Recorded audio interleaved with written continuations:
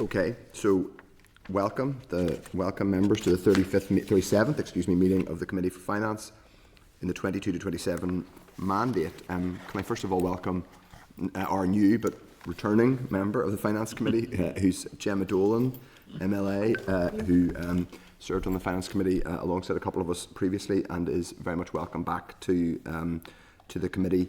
And can I also, while I'm here, welcome two work experience students, Blahin, who is with Gemma, and Aaron, who's with Kerry from our team, who are both very welcome to join us today. We'll be dragging you in and asking you to do some of the homework for us, guys. Thanks for being here. Okay, so members, as always, this committee is going to be meeting is going to be recorded and broadcast online. You are entitled to use it's fine to use mobile devices as long as they are muted or in airplane mode, and you can connect to Assembly Wi-Fi as normal. We have no apologies, but we do have two members thus far who have notified us that they'll be joining via Zoom. That's Owen and Jerry. The next agenda item is a declaration of interests. As always, members are obliged to declare any relevant interests to the session ahead of us. Is anyone, Steve? Yeah, Matthew, just the one will come up about NICS absences. Obviously, I'm representing several members of the prison service. Okay. So if that comes up in matters arising, sure. I just want to make that declaration. Fair enough. Deputy Chair. Yeah, and just highlighting, I'm also a member of Public Accounts Committee. I see it coming up later in the agenda too. No problem. Okay. We will move on. If all members have declared, and if there's another interest that occurs to you during the session, you can declare it at any point through me. The next agenda item is Chairperson's business. Members, 3.1, there is an urgent, written ministerial statement which we received. All MLAs received it last Thursday when the new Finance Minister gave notice of his giving an urgent statement to the Assembly in relation to Barnett consequentials provided to the Executive, which realised an additional 17.1 million resource DEL, but a reduction in capital DEL 3.5 million. The reduction in capital DEL is not considered significant enough to warrant a reduction in departmental capital allocations, but it will be managed through central over-commitments. In addition to the additional resource DEL coming from the Treasury, the Assembly Commission has identified an easement of 2.3 million RDEL. This brings the total resource DEL funding available for allocation to 19.4 million. Department submitted resource DEL bids of 25.5 million for storm-related costs and 26 million for other capital pressures. I'll just run through the allocations that were made very quickly, but it's worth saying there's no further capital allocations because of the pressures or the reduced Barnett. Previously indicated the Department of Education will receive 3 million. These are the allocations made by Minister O'Dowd last week. The Department of Education will receive 3 million for school building repairs. The Department of Communities will receive £1.4 million towards a range of pressures it has identified, including the Emergency Financial Assistance Scheme. The Department of Health will receive 4 million for repairs to physical damage to the HSE estate. I presume, though it isn't entirely clear from the WMS, that it relates to Storm Owen. The Department of Infrastructure will receive 8 million towards a range of pressures, including repairs, remedial action, lost income and alternative water supply. The Department of Justice will receive £1 million for additional policing costs above normal policing for assisting other emergency service partners in damage to infrastructure. The Department of Economy will receive £2 million for unavoidable pressure in their statutory skills programme, which have arisen due to higher than anticipated demand. The Minister states that while it is unusual to allocate funding outside of the normal in-year monitoring process, this has been warranted by costs emerging as a result of the storm and additional funding becoming available following the Westminster supplementary estimates process. So at page 12 of the meeting pack, members will find tables of the funding pressures outlined by departments, allocations and the outcomes. So it's to note, but I just did want to raise one or two points. The first is that while obviously it's welcome, there's an additional Barnett consequential. I don't know, and I've tried asking and haven't got answers as of yet in a MLA capacity, what exactly this money arose from we generally get an indication. Obviously, this has come from Westminster supplementary estimates, but from my memory on this committee, it's still relatively unusual that there's an additional consequential that comes at this stage in the financial year after we've already done January monitoring, and when we're barely kind of 6 weeks out from the end of the financial year. So I would like, if members are content, for us to ask the department what indication they have had from the UK government about what UK government spending this actually arose from, number one. Number two, I think it would be helpful to have a little bit of a further breakdown in terms of what specifically the Storm Éowyn spending is the reason, and these may be stupid observations or questions on my part. I think it would be helpful to know where, if any, spending arose because public bodies that might have been expected to have insurance either did not have insurance or found that their insurance did not cover any costs, and or whether basically I'd like a further breakdown, because clearly there will be some areas where it's fairly obvious there will be additional pressures that have been created. For example, the road service will have had to pay lots of overtime to people, and I think that's pretty obvious, and that's fair enough, and that's not one to quibble with. But it would be helpful to have a more detailed breakdown of what the storm, because we have a kind of generic statement about Storm Éowyn pressures, some of which are totally understandable, such as overtime for road service staff. Others appear like I think we would just benefit from understanding more, because my small brain automatically thinks that if some of this is going towards repair, that would score as capital rather than resource, but all of this is resource, so it's presumably going on, but I might be wrong about that. So I just think it would be helpful to have a further breakdown, but I'm happy to take other members' views. Deputy Chair. Yeah, you can see in the bids some of the repairs, like you can see the school building repairs are across resource and capital, so there is a split across those in it. But no, I definitely think some more details. It's an unusual time and amount of money for it to come through, and obviously people have bid for quite a lot, and a lot of things that aren't storm related, and then the allocations are made on that. And if we could even get some clarity around, are these completely ring fenced, and is somebody checking that they're going to that? Yes. For example, I can see on infrastructure they've bid for 27 million and they've got 8. Just out of that, to check that if it's being given for the storm pressures, that it's being applied for that, and not the extra things that were being bid for. So just to ask on, I think that's definitely completely important given this stage of the financial year, given that we haven't had an oral statement, so we haven't been able to ask questions, and it will be some time, I think, before we have the Minister in front of us. It's really important that we get to the bottom of some of those. I also think it's worth us asking whether any consideration or indeed bid was made about using some of this to help with the cost of national insurance, given, as we will come on to find out, we don't really know where we are with that. But anyway, do you wish to go in, Phil? Yeah, Brett? and thank you, Chair. And I think that's useful summary given by both you and the Deputy Chair. I would be keen to also ascertain how long each department had to make bids for this funding, when it arose, and their deadline for making those. I understand that obviously a lot of the bids that were made, some of which obviously weren't made or weren't committed to, were as a result of Storm Éowyn.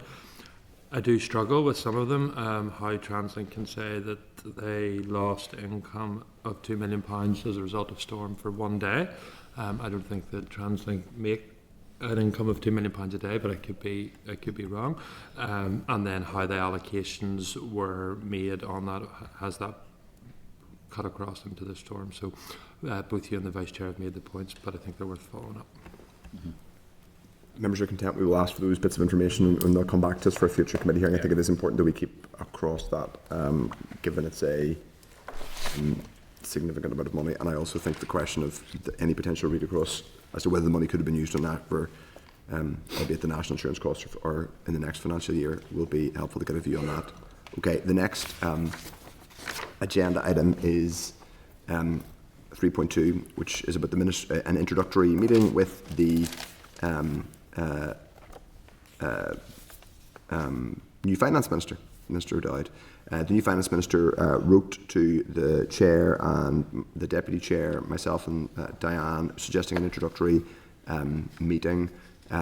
So, members, this is really to note, and we will find a time and we'll pursue it, and we'll obviously keep you abreast of any.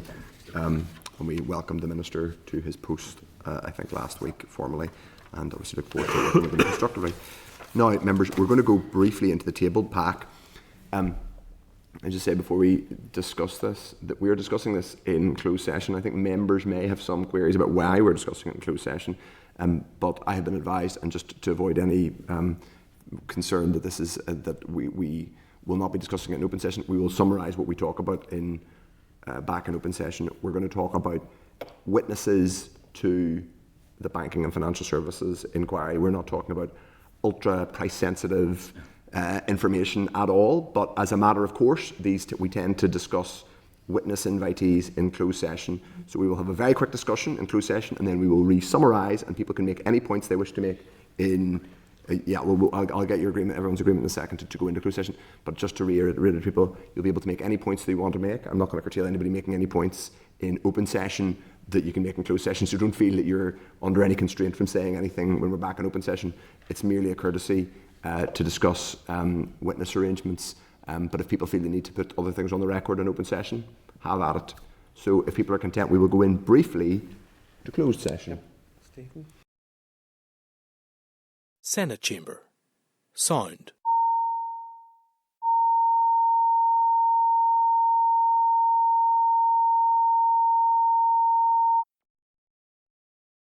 Senate Chamber. Sound.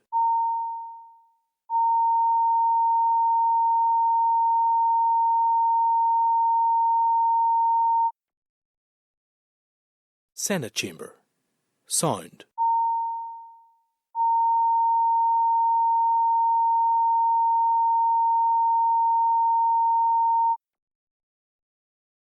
Senate Chamber.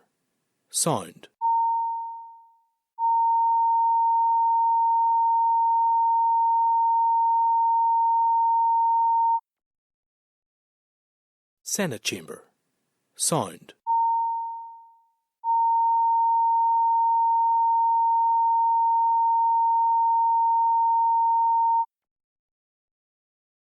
Senate Chamber. Sound.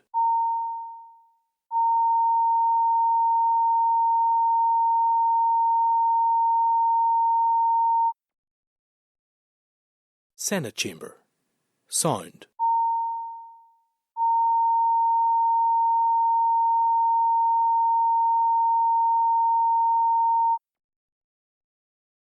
Senate Chamber. Sound.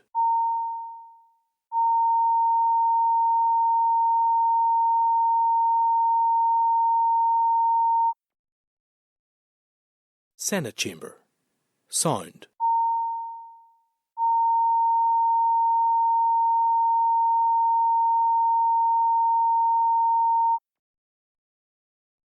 Senate Chamber. Sound. Senate Chamber.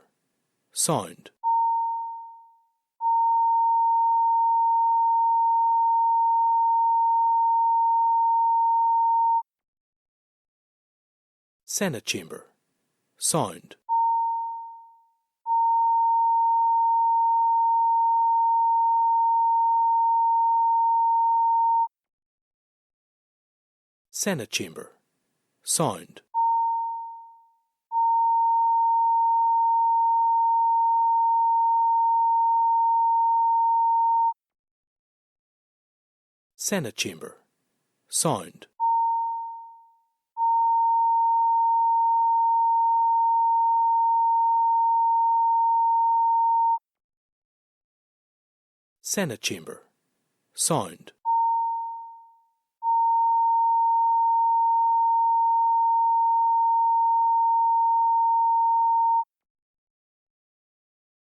Chamber. Sound. Senate Chamber. Sound. Senate Chamber. Sound.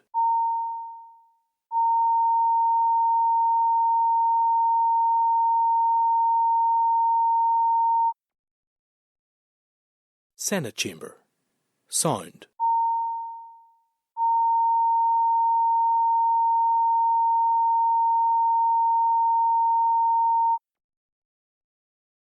Senate Chamber. Sound.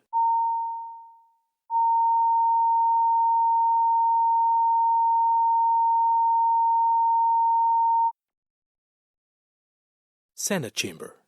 Sound.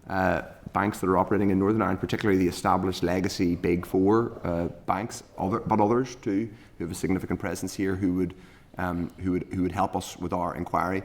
If I'm correct, and members are happy for me to summarise what we have agreed to do, that we will return both to the trade body in question, UK Finance, and also on a twin track basis to some of the individual banks, to say we would be very keen to hear from them in an evidence session, and the format of the evidence session would not necessarily have to be collectively, but it would be on a it could be in a different it wouldn't have to be all of them in one go, as it were, but we are very keen to hear from them, given the reputation of our committee, first of all for being constructive and not unnecessarily cantankerous unless we need to be, but that we do have important questions to ask about the functioning of the banking system, really to fact find as much as anything else. And so it would be, I think the public would expect us to have some level of cooperation from the major banks operating here. So we will renew our request and use any other available avenue to hear from them. And if they demur, then we will respond to that, and it will be reflected in our final report. I'm just going to bring in members who might want to put anything on the record. Deputy Chair first. Thank you, Chair. And yes, I fully support the position that you've put forward for the Finance Committee to be investigating this through an inquiry as to the access to different banks and the services provided to Northern Ireland compared to the rest of the United Kingdom. We've had a lot of evidence session on individuals and businesses and different sectors about what's going well and some of the shortcomings, and at the very least we need to be speaking directly to the banks, because they are servicing our constituents, the individuals and the businesses here, and if they don't come here to give evidence on it, I think that it certainly lowers the value of this committee's inquiry. Indeed. Dr. Steve Aiken. Yep. Thank you very much indeed. I think the purpose of this committee is to be able to look at sort of banking in Northern Ireland, and it's very clear, unless we're hearing from the likes of Ulster Bank and Danske Bank directly, particularly Ulster Bank, and it's the concerns that many have been expressed to us about how it's dealing with small business loans and support of small businesses, and Danske, who's managed to make some considerable profits, and where they're coming from, the rest of it. I think it wouldn't be remiss of this committee unless we were able to talk to the banks directly. And whereas I have no difficulty at all of talking to the UK Finance in a wider construct, we do need to be able to speak to the banks, and I think if any of the banks are listening into this, they will recognise that they do need to appear in front of this committee, because if they don't, that sends an even stronger message. Okay, Jerry, Carl. Yeah, I agree with members, Chair, and I think it would be absurd if we're having an inquiry in the banking and the banks don't show. I think they need to show. I think their excuse so far is weak, and it's quite dismissive and insulting to the committee, and many could read into it. They're running from scrutiny, and they've got a chance to correct that and to attend. And I agree with the proposal that we contact them directly and request in strong terms that they show up. Okay, I think we're agreed. We will explore with them means of hearing from them. I think it's worth saying that this is a fact-finding inquiry, and the intent is genuinely to fact-find. It's not anything other than that. So obviously their engagement is genuinely welcome and sought, and that's really the purpose. For all content, okay. We will move on to the next agenda item, which is draft minutes of the last meeting. Excuse me. That's in your packet, page 17. Are members from 5th of February? Members content that is a true reflection of the minutes, the last meeting? If so, I'll sign it. Thank you very much. Now we come on to more. We're running fairly long. We're running fairly. They have to cut. Yes. Okay. So we've had a long discussion on one potential evidence session. Now we're going to have a discussion, hopefully not as long, on another potential evidence session, which is about hearing from the Secretary of State, or more particularly the NIO, actually, or more generally the NIO, in relation to officials from his department briefing this committee on the Executive Restoration Package settlement and the Connected Public Sector Transformation Board. So the response is a response in the pack, which you'll have seen, which is from the Secretary of State to me, saying that they believe it would not be appropriate for for officials to brief us, pointing out that UK government officials briefed the Northern Ireland Affairs Committee at Westminster and highlights that. He says in relation to the interim Public Sector Transformation Board and transformation funding, he points out this for the executive to approve funds and for the Chief Secretary of the Treasury to approve the allocation of UKG funding. He also expects to agree terms of reference with the Finance Minister shortly. I think it's just worth pointing out that obviously his permanent secretary is on the interim board, and he has acknowledged inherently there that he's the one agreeing. The UK government is agreeing in terms of reference with the Finance Minister of the final board. Also provided, so that correspondence was discussed last week, but also provided at page 33 and 34 of the meeting pack for members' perusal are 2 news articles, and in hard copy another piece of guidance that the clerk team has Just be given out now, Chair. giving out, which Guidance. is devolution guidance, and the news articles in the pack relate to appearances by both a Welsh and Scottish minister, a Wales office, a UK government ministers at a Welsh Senate committee and a Holyrood committee. I think, and I don't want to put too fine a point on this, those news articles and the guidance being circulated do somewhat cast the response we have had in a different light. I don't want to labour the point, but it should be fairly obvious that if we are being told that it is not appropriate for a UK government official to brief a devolved committee, then quite literally in the last few months not only is that precedent doesn't exist, because in the last few months alone, UK government ministers have briefed our counterparts in Holyrood and Senate committees. To quote the late Brian Lenihan, former Foreign Affairs Minister in Dublin, I would hope that on mature reflection, anyone in the NIO watching this might have a think about the response. I think members, we would be very keen to draw attention to the fact that there are precedents for this, and I hope we can hear from the relevant official as we've asked. But if any member wishes to come in on that, Deputy Chair. Yeah, thank you, Chair. Just to the wider point on the Public Sector Transformation Board, we're coming to the end of this financial year. A lot of talk about transformation, especially a few comments speaking through education and health. Prioritisation of this is so important. It's been a little while since we've had any update from the board. I wonder, should we request an update briefing, perhaps to the whole board, and perhaps including Julie Harrison?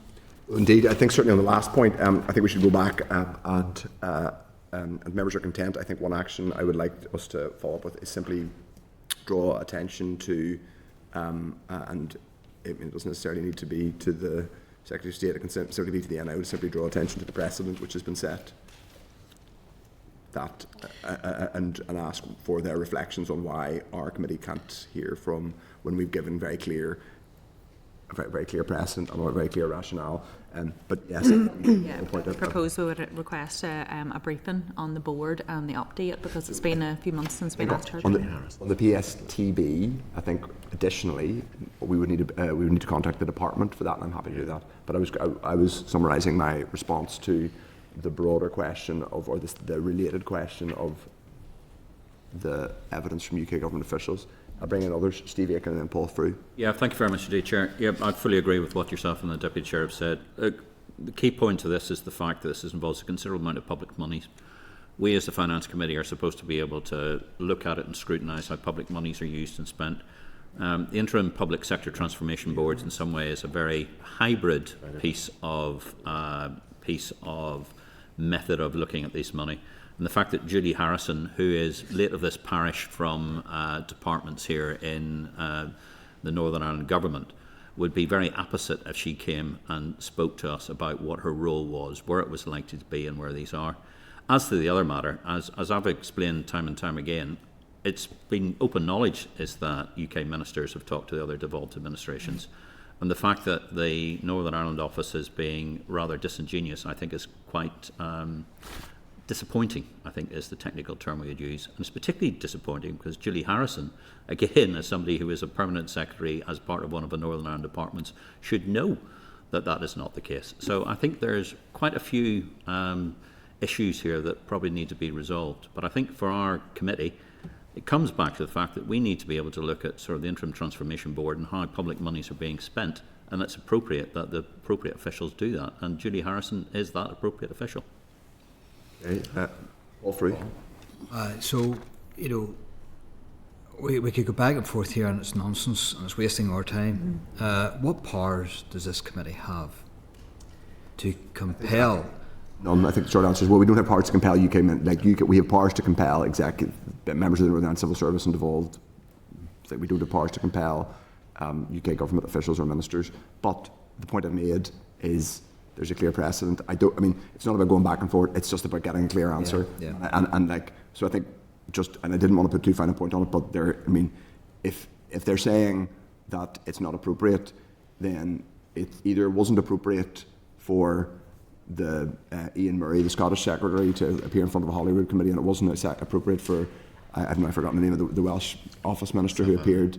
Yeah, so either that was inappropriate, or there's a specific rationale they should give us for why this particular appearance isn't appropriate. And I think on reflection, hopefully, we make some progress. Yeah, sure. No, I'd be fully in agreement of writing back to get them here before us. I do think that it is, it's right and proper that they would come and address this whenever the subject matter that we're talking about affects Northern Ireland. Yeah. So to me, there's no issue there. It's just if we did have powers, I would have been very much in favour of using those powers. Well, indeed, you're always keeping us right in terms of powers. We don't have them in relation to it, but we can obviously, they're arrows in the quiver when it comes to devolved departments that we always need to be reminded that are there. Okay, members, people are content, then we'll proceed as we discussed. Okay, now the next piece of item is from the NI Affairs Committee and its correspondence on strategic lawsuits against public participation. Members of page 39 of the meeting pack, we received correspondence from Tonia Antonazzi, chair of the NI Affairs Committee, that the committee took evidence, quote, on the surveillance of journalists and press freedoms in Northern Ireland, in particular on the use of strategic lawsuits against public participation in Northern Ireland and options for legislative reform. Given the Department of Finance responsibility for the Defamation Act, the NI Affairs Committee wished to draw this committee's attention to the transcript of the meeting and the evidence they took on this matter. We previously wrote as a committee to both the Finance and Justice Minister in relation to SLAPP actions, given that they are wider than defamation law and take in areas such as privacy, data protection and environmental protection, therefore the interest of several government departments. However, at that time the committee was informed that anti-SLAPP actions will most likely relate to court proceedings before the committee was informed that anti-SLAPP actions will most likely relate to court proceedings, therefore DOJ would have a significant interest. The Finance Minister gave this committee his assurance that officials in both Justice and Finance liaise closely in this regard. I would propose, members, it might just be helpful to get an update from those two departments about, because there is a task force that meets, that the Justice Department, slightly anomalously, defamation law is the responsibility of the Finance Department and the Justice Department, but the Justice Department sits in the UK Anti-SLAPP task force. I should also, for completeness, declare as an interest that I did set up an all-party group on some of these matters, the all-party group on press freedom and media sustainability a number of years ago, and I've participated in conferences on this subject, so I do have an interest in it. Okay, but if members are content, we'll get that update down for Forsyth. Yeah, thank you, Chair. And I would totally support your proposal and getting a little bit more detail, given that it was you suggested last year that there was a closer inspection, and particularly in light of the Private Members Bill in Westminster. And the session of the Northern Ireland Affairs Committee had a lot of detail. It was a really, really good session, and it would be good to understand what sort of engagement there has been, especially with these examples of legal action against journalists and the effect of them in Northern Ireland specifically. Okay, great. Okay, well, we will move on to the next agenda item, which is Treasury funding to cover the rise in employer national insurance contributions. Following a statement made by Baroness Taylor of Stevenage on Tuesday, the 4th of February, in the House of Lords regarding the local government finance settlement for 25-26 and confirmed allocations to English councils, the committee clerk wrote to the department to confirm whether there will be Barnett consequentials for NI. The department, we also asked whether any funding would be ring-fenced for local government or would it be unhypothecated. The Department was further asked to clarify comments by the previous Finance Minister that Treasury funding for employers, Nick, will be 100 million short, or if it included other public bodies such as health trusts and councils, as well as voluntary and community providers of public services. DOF officials have stated that the allocations referred to by Baroness Taylor are for England or for local government funding in England only, and therefore, because they don't relate to Whitehall funding, there's no Barnett consequential. The Executive will, however, receive Barnett consequentials on additional funding for Whitehall departments. Officials indicate that the Treasury has not confirmed the amount the Executive will receive, but it is anticipated that the funding provided may well fall short of what is required. The committee is told that there is ongoing engagement with the Treasury on these issues. And once funding is confirmed, it would be a matter for the Treasury to decide, for the Executive to decide how it is allocated. Now, members, I have some concerns with this. We are in a bit of a doom loop situation where we're asking for clarity and we're just not getting it. But Chair, I might possibly or should intervene there. Please do. We got a Dallo readout yesterday afternoon, just after 5. And I did go through that, obviously, immediately at the time. So we've had some clarity. So this will be in members' packs for next week. Yep. DF has been working with departments to ascertain the total additional costs of increased employer NIC contributions for the public sector, including independent providers. This includes the assessment of the costs facing department and other central government bodies as a result of the changes in 2025-26. It is likely these costs will be at least 200 million, potentially higher. The figure covers core departments and agencies. It does not cover the health providers or local councils. Department of Finance does not have information on the cost of the impact to the wider community and voluntary sector. The 12 million figure that we talked about before is what local government here have said it will cost them, but that is not being provided for. That's essentially what we've got. Chair, we've also got an update on, members had asked previously about the money being allocated. We heard the 128 million figure last week, and that was split across the current financial year and next financial year. We've also now received in this same Dallo readout information on that. It's 43 million for this year, it's 85 million for the next year. There's a lot more detail that off the top of my head I can't recall, but that'll be in packs for next week. Okay. So we have had that information as well. So, Chair, what we're still not clear on is 128 million. That doesn't relate to employer? That's the money that's going to be required or that has been budgeted. The 128 million is what is the Executive's detailed view of what it will cost. That doesn't include councils or no, that's nothing to do with councils or the trusts or anything like that. That money has not been provided and will not be known, and I think that's where the department's saying it's still part of the negotiation. Okay. So that's what we've got so far. So there's still a gap there, but that will be in packs for next week. But that came in yesterday afternoon after 5. Just want to bring in the Deputy Chair in 1 second. Just to clarify, thank you, clarify. So we have heard the numbers. We have heard. Can I just? I'm going to look over your. This is the one about the 200 million. Yeah. So that's the answer we've had. The previous written answer was that it would be 200 million and potentially higher. But that was a global number. But they have been clear that 128 million relates to specifically the Executive, and you add to that the number. Those are the figures, Chair, we got last week. The 128 million. We now have how that is divided up. Okay. I don't want to say that give you full kind of chapter and verse off the top of my head, because we do have a written response on that obviously will be part of next week's pack. Okay, I'm going to bring in, just to say, I'll say something. I'm going to bring in the Deputy Chair and then Paul Frew and then anybody else who wishes to come in.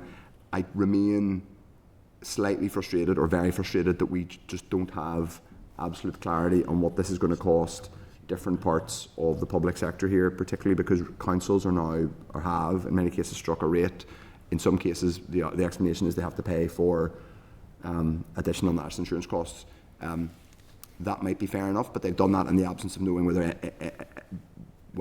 they're going to get any additional support from the Executive on that. And if there's still a negotiation with the UK government, if part of that negotiation is can we have some extra money for local government to cover employer NIC, does that mean that ratepayers are paying extra in places that have already struck a rate to cover an increased national insurance cost that the UK government are going to, that there's still a negotiation going on for. So I think it would be helpful to get that information to understand why whether if they are at the minute endeavouring to get effectively more money out of the Treasury for local government, if that's a specific thing they're trying to get, I think we should find that out, because it would seem a bit strange that a rate is being struck in councils across the north to pay for something that might at least in part be paid for by, but we don't know, because lots of this we don't know. We're bringing the Deputy Chair. Yeah, thank you, Chair. I think that it's ridiculous that now, 4 months on from the announcement, that the Department of Finance hasn't managed to collate an accurate figure of what this is costing. The information the DALO readout is no more detail than I accumulated weeks and months ago across a number of Assembly questions, and it should be a lot more specific, you know, coming through. We've asked officials here before, we should know the exact number of the pressures that this is based on the current staffing level going in to next year. And, you know, to reference over 200 million, like, there's a really big difference in numbers of millions of pounds, and we need to, you know, be looking at the closeness of that. And again, the numbers there, it didn't really make sense to me. If you have 128 million, why is 43 being applied to this year whenever the increase in national insurance starts from April of 2025? Why is it split over the 2 years? Chair, there is a rational explanation for that. I just, off the top of my head, cannot reach it.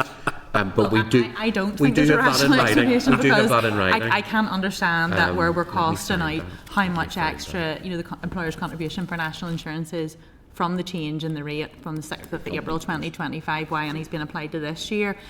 Also, you know, a couple of weeks ago, the now former Finance Minister is on record on BBC and Sunday Politics. Yesterday in the Chamber as well. And again, you know, reiterated to say the words, you know, we're going to be about £100 million short. To say that, you have to know how much that you're getting, and to be on record saying that, you know, if it's an inaccuracy, it needs to be corrected, and we do need to be putting that through. And I think as well, we are sitting now in February. We're bringing, you know, estimates and budgets through to the Assembly Chamber next week.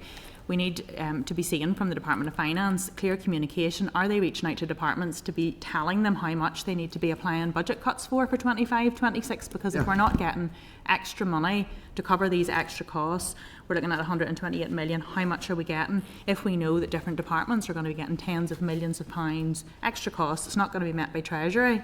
Is the Department of Finance telling them to profile that into their 25, 26 budget? So I think there's a lot of questions here that I have, and I just think that this has rumbled on now for a few months. We're in the budget setting process. We're taking decisions on whether to have accelerated passage on the budget. We need to have some confidence here that you know, the Department of Finance is on top of these numbers. Can I suggest, given that, I mean, we all went to our joint committee session with the Economy Committee a few weeks ago, and there was someone there from a hospitality catering company who was able to, like that, tell us what anybody who runs a business, who's a finance director or is in charge of payroll for their business, will be able to tell you, like that, like within seconds. That's what we should given the payroll number, like, though we're talking about big organisations, there's still a finite payroll, and within a reasonable delta, you can say how much this additional cost any business and any organisation.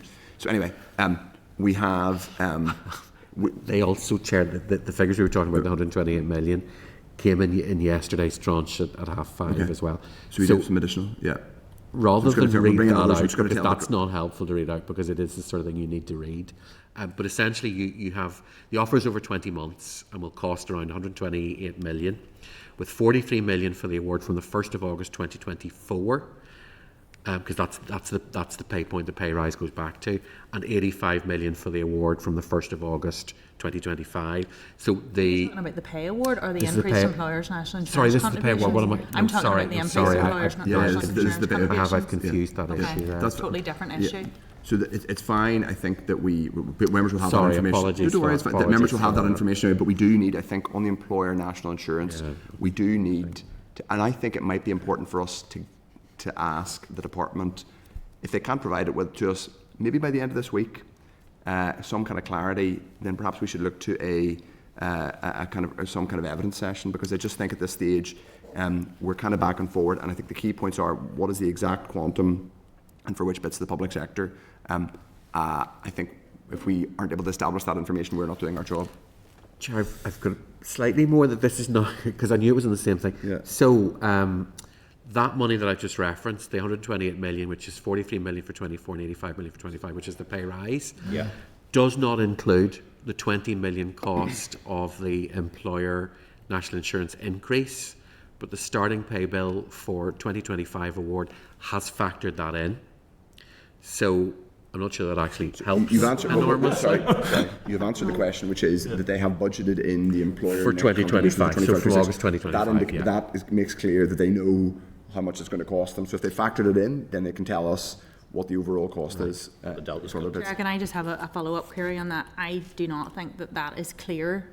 Whether it's central government, whether it's agencies, whether it's arm's length bodies, I think we need to be really clear on this, because it's critically important, and if it's just built into the central civil service pay award, that does not include anything else. It's just, and it's an awful lot bigger than that, because if we're talking about the 20 million increase to the civil service, this is being applied to, to that level of the increase, and it's rolling forward. But we were also talking about 200 million. Yes. So the other 180, that's not profiled in anywhere. So I just think we need to be really firm and straight with these questions. So I think the best thing we can ask for, if members are content, and I'll bring in Paul through in a second, is that we ask for a table rather than bullet points. We ask for a table which sets out, and they can send an Excel spreadsheet if they want, but no, which hard says, to put into the pack. We need a word but I think it should be in a table. A word table. I think it should be in a table, which is which sets out the what is the cash impact on payroll of additional, or it's additional cost, it's not payroll, but it's the additional cost to the civil NI civil service in 25-26 of the rise in employer national insurance. What is the additional cost to public services? To public services? Now they may delineate that in specific ways, but they should give us more information, not less. We want that in a table, and I don't think that should be that difficult to do. And if they can have I just don't see how that can be, like, that seems like a relatively straightforward table. We're not asking for it breakdown by sort of pay grade or anything like that. It just needs to be the cost to the civil service, and therefore the cost to the executive directly, which and then what, and if they can indicate what is paid, what's covered and what isn't covered, and if they can't provide us that, I think by the end of this week we should we should be trying to get an urgent oral evidence session, because I think at this stage we're back and forward. Paul through. So we're trying to move on. I think this is appalling, because I don't know that it's just that they're not telling us as a committee. I believe now that they just don't know, and if they don't know the burden that this shocking policy move by the Labour government is going to do to us and our services and our departments and our arm's length bodies, our trusts and our councils, if they don't know, what are they actually speaking to the Treasury about? What is their ask? So if they don't know, how can they ask? I'm really worried. I don't think this is a breakdown in communication between department and committee. I believe this is a breakdown. I believe this is a breakdown. I think part of the challenge is if this conversation is not about if there's a conversation with the Treasury which is not about a specific, we have this new pressure as a result of employer NIC, but is part of a broader discussion about a variety of things, and so they're not really, and this might not be the case, and if it's not the case they can clarify, they're not really being completely straight with the Treasury about the additional cost because there's some negotiation going on. I think we need to know that as well. I just think this is not acceptable now to be I agree with forward. your table form. We get a table every monitoring round. We get a table every budget round. It breaks down each department, their bids, their needs, their allocations. Why can they not produce a report, a tabular form that shows us each department broken down in arm's length bodies, with regards to specific trusts, but specific councils? Why did they not have that? And I don't believe that they do, and that's really worrying. We're not best served here, Chair. Okay, Steve Aiken. Just a very quick one, just backing up what Paul Frew said and sort of Diane said, but the key here is we need to be told very quickly about this, because I believe that they don't know. It's not a question of keeping the information from us. Bearing in mind what's happened in other departments and other areas, and sort of my learned friend from the side of me has mentioned issues about the EEA, This is beginning to sound as if they don't actually know. And bearing in mind, every single company that I've met since this has gone through is to be able to tell me down to the last penny how much this is costing them. And are we really telling us that the Department for Finance don't know? I'm beginning to think that's the case. And if that is the case, we need it. That is an information that needs to come to us ASAP. Well, Brett. Yeah, I just want to make a couple of points. So firstly, just in relation to the reply from the UKG are saying that there's no bar of consequentials for local government because this was a change to local government finance. Does local government finance at Westminster, I could be wrong on this, not fall under Ministry for Housing, whatever's called this year, Ministry for Housing and Local Government, and and the statement was made by a Whitehall minister who's the Minister for Local Government. So I would just look for some clarity as to how this doesn't fall under a Whitehall department and why there's no Barna consequential. That is an interesting question. I don't know the answer to that, but we can ask for that for clarity. And if it should be in the statement of funding policy, they should be able to provide a relevant bit in the statement of funding policy to explain that. Secondly, I could be wrong on this, but I think clearly the Department for Finance know the direct costs of civil service employees, and I think that's kind of referenced in the Dallo readout that you read there. My concern is, and leads me back to the debacle we had at another arm's length body who couldn't tell us how many employees they had, and we couldn't then give the pay rise that they needed. I think that there's arm's length bodies, and I think with fairness to the Department for Finance on this, some of this may be outside of their direct control, but it's just another example that our arm's length bodies don't know how many people they actually employ, and that's why those figures haven't come through. Then finally, just to note, a slight change of language in the response that's been given to us on this. So it says here, it is anticipated that the funding provided may fall short. So the language up until now is that the funding will fall short, and by quite a substantial amount. So I'm just keen to learn where the change of language is coming. It's definitely softened. The tone has definitely softened from "it's going to cost us hundreds of millions" to "it may cost us some money," and that's concerning in and of itself. Okay, members, I think we have. So just to be clear, we're going to go back to the department and ask for a breakdown via table with as much granularity as possible. So I think it should start with clear, direct reports in the civil service. If the Department of Finance cannot tell us how much the NICS payroll needs to increase to cover the additional employer NICS costs from 1st of April, I think they do know that first, but that would be, they do have that, but additionally we will have other questions about.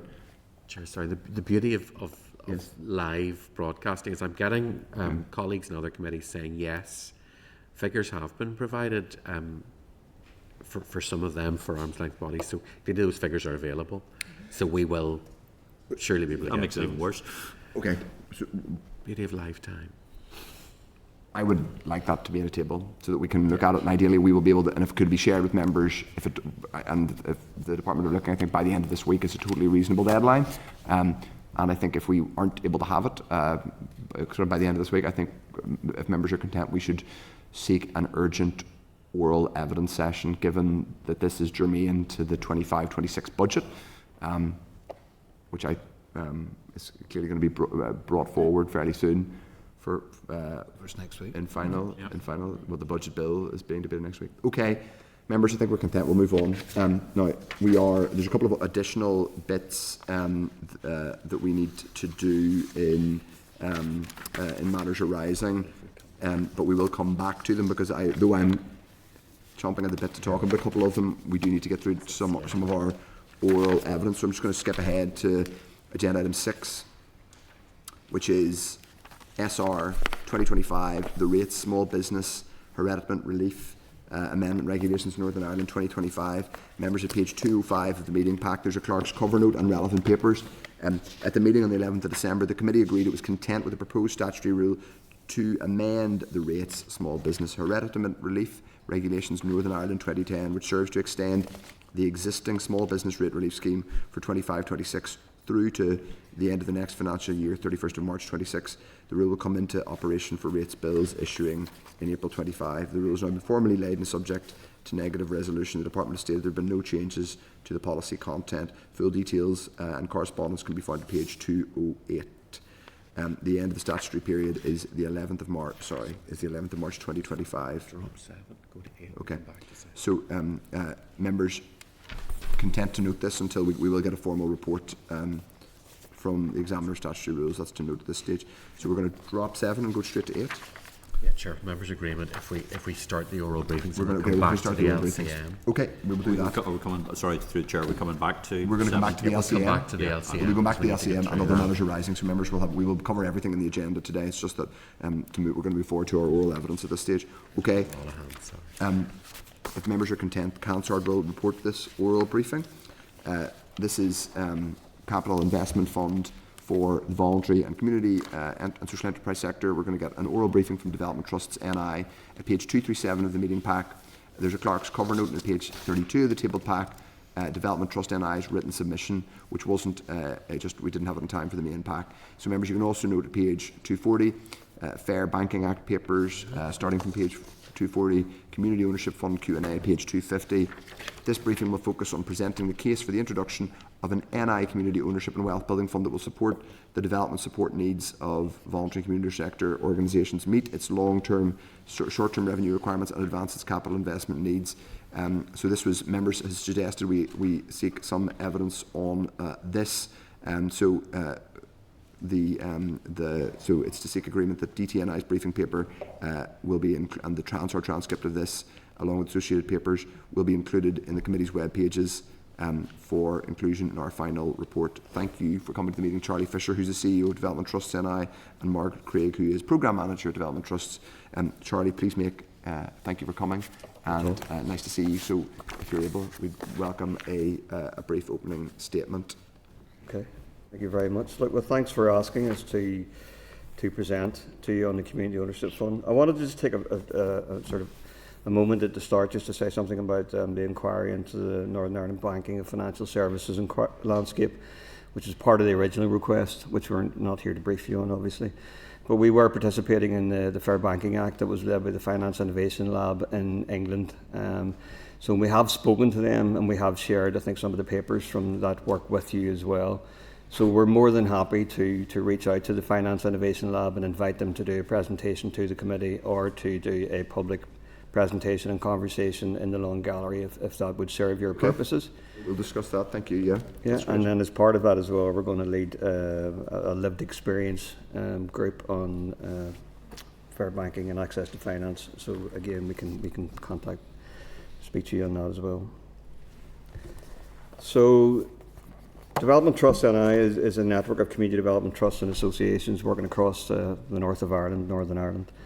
And we've been in existence for roughly 15 years now. And we have been charged and supported by the Department for Communities to advance the disposal of the public estate in favour of civic organisations, community and voluntary organisations for several years now.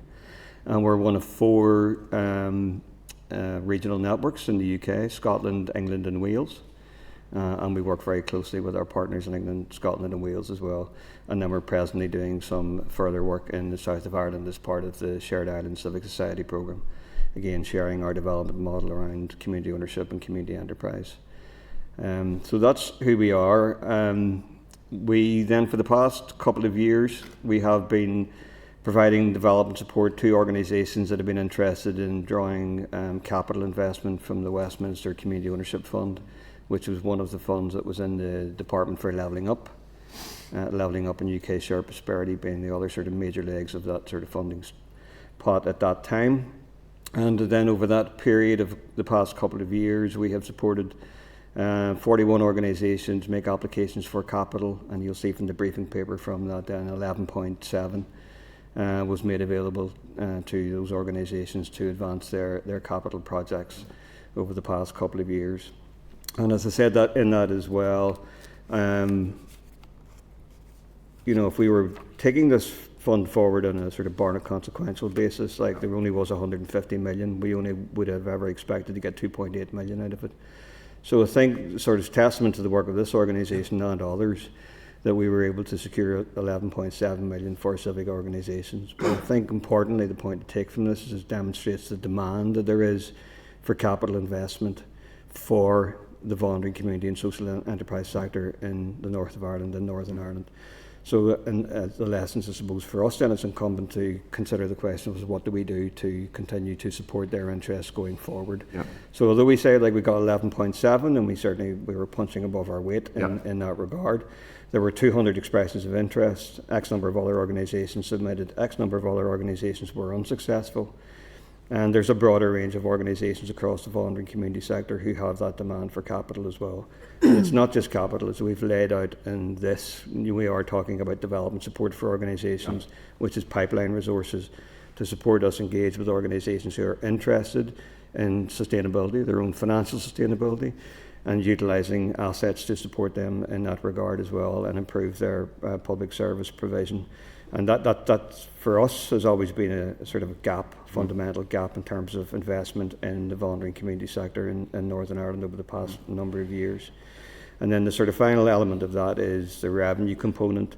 So like we've laid out our figures as to what it is that we think is needed going forward, and these are our reasonable estimates. But for many organisations who have then been successful in drawing some monies to their projects, the issue for them is around developing their businesses and sustaining their businesses for the first couple of years, and access to revenue has been critical in that regard. So that's where that's at, I suppose. And yeah, we're laying the case in front of you. The Community Ownership Fund ends proper now at the end of March. We have a residual sort of role in providing continuing development support to the organisations who were successful in the last round, and we will continue to do that, and I've listed them in the appendices to this briefing paper. And that's not all of the organisations, but that's a sample of some of the organisations. And so the issue for us is then what do we do in the interim? There was conversations with our partners in England, Scotland and Wales as to whether Labour would bring forward a community ownership 0.2. And so where that's at the minute, we're developing our case for that, and we're making representations to Labour for that. There'll be nothing immediate in terms of, when I say here and now, but there may be some sort of announcement on that in 25, 26. We're unsure. We did a public conversation in the Long Gallery in May or June of last year, at which we brought over the Cooperative Party, who talked about unleashing community ownership, that report of the Cooperative Party. And in that, we believe they set out, if you like, the policy interest for Labour to take Community Ownership Fund forward. And we still think that that's been, I suppose, digested in consideration around how Labour might play its hand in this space going forward. So we have an expectation or anticipation that there will be something coming forward. We don't know how that's going to come forward. The question for us will be, will Labour do that as a UK programme, or will they give the broader responsibility and ring-fence funding out to the respective regions to take this agenda forward themselves? We don't know.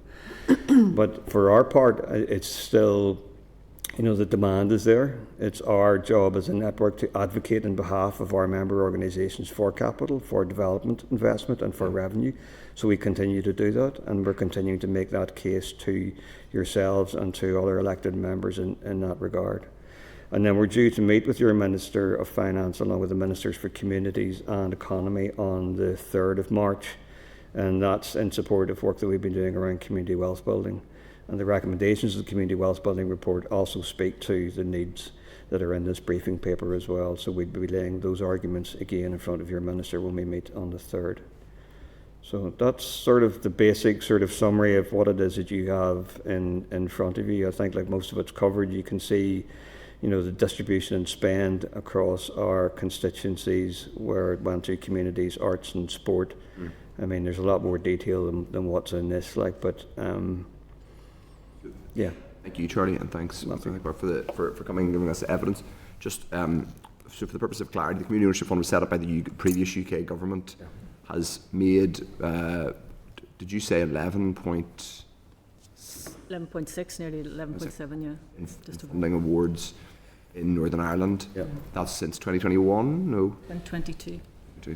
What it might be helpful to give us a flavour of the kinds of, not like it wouldn't actually do an exhaustive list, but just for the purpose of the record, the kinds of things they funded. Yeah, no, we will do. I'll just go to the appendix in this and I'll talk you through some of the projects. Accidental Theatre, former bank. Of course, I should know that because I wrote a letter in support of that. It's been a great organisation. Belfast organisation. Got you on the hop there, Matthew. Declaration, that should serve as a declaration of interest too. So Accidental Theatre, yeah, it's former banks in Shaftesbury Square have been resourced, and that's an arts-based space. And they're looking to purchase that building, which, Yeah. you know, secures I'm very their supportive future. of that. Yeah, there's Step and Dungannon have purchased the former police station at the top of the town. Canal Boxing Academy in Lisburn have been successful with peace as well, and taking on a former council asset as well. And then also in Lisburn, Glenavy, Crew United and Lochmore Delgash, two separate traditions of sport, soccer and camogie. Were supported by ourselves to establish a new development trust, and we're successful in getting capital money to buy land, which they're now redeveloping with some peace money, and COF monies for a new sporting resource centre. The Market Development Association got resources to add into the monies they got from Belfast Regeneration Fund for the convent, Mourne Mountain Rescue, our Space Gallery. There's a lot. Solace in South Belfast as well. Upper Springfield Development Trust, who are sitting on Springfield Training Centre, got money for that to re-roof that asset. That asset came over from the Department for Economy to Springfield Training, I think it was in 2012, 2013. Brashean and District Community Organisation, led by one person, an organisation, got substantial assets, got a mill, got a police station, got a Millennium Building, but now got money to advance their case for a new leisure centre. In your Space Circus in Derry, Newcastle Football Club, Omagh Community House. Omagh Community House built on the site of the former bomb and built without any public money at all, but built with substantial debt accrued by the local community to buy out some of the owners who retained the footprint on the ground level to make that organisation more sustainable. Loch McCrory, GAA, again, reinvesting in land that came over on a long-term lease from council. Women's Aid Armagh Down, which the Minister for Finance and now Economy was with last week as well. So it's broad and it's varied. It's although we've put it in the chart there, communities, arts and sports, like the communities element of it is quite broad. And obviously good to hear it, some South Belfast recipients, MDA and Solace, Accidental, so obviously parochial interest notwithstanding, there's lots of good organisations have been funded. Is there a gap now? This fund is essentially it's winding down. There's no that we know of yet planned UK government replacement, and you are effectively encouraging the executive to set up a replacement if there's not going to be a UK government one. Yeah, well, look, before COF came out and continuing from the closure of this, we've always been making a case for the executive to make capital available to third sector organisations. I mean, the executive has a policy framework in community asset transfer, which is to make surplus and redundant public assets available to third sector organisations. But in most instances, like those assets need capitalised in order to be redeveloped. I think about Philip's interest in North Belfast, which is the former Grove swimming bath site. The Castle Community Development Trust are interested in developing to put a flagship community development centre into it. I mean, it's great that we can sort of progress their interest in taking that idea forward, but that organisation does need investment to take that forward as well, So that's always been the case. Yeah, and in the absence of that, there's a pipeline of projects across Northern Ireland. There's the former town hall in Kilkeel, which Danny will be aware of. There's Castlederg Police Station. There's an upcoming asset, which is Department of Health in Downpatrick, which was emerged as part of the Living High Streets renewal initiative, and Down Business Centre are interested in that.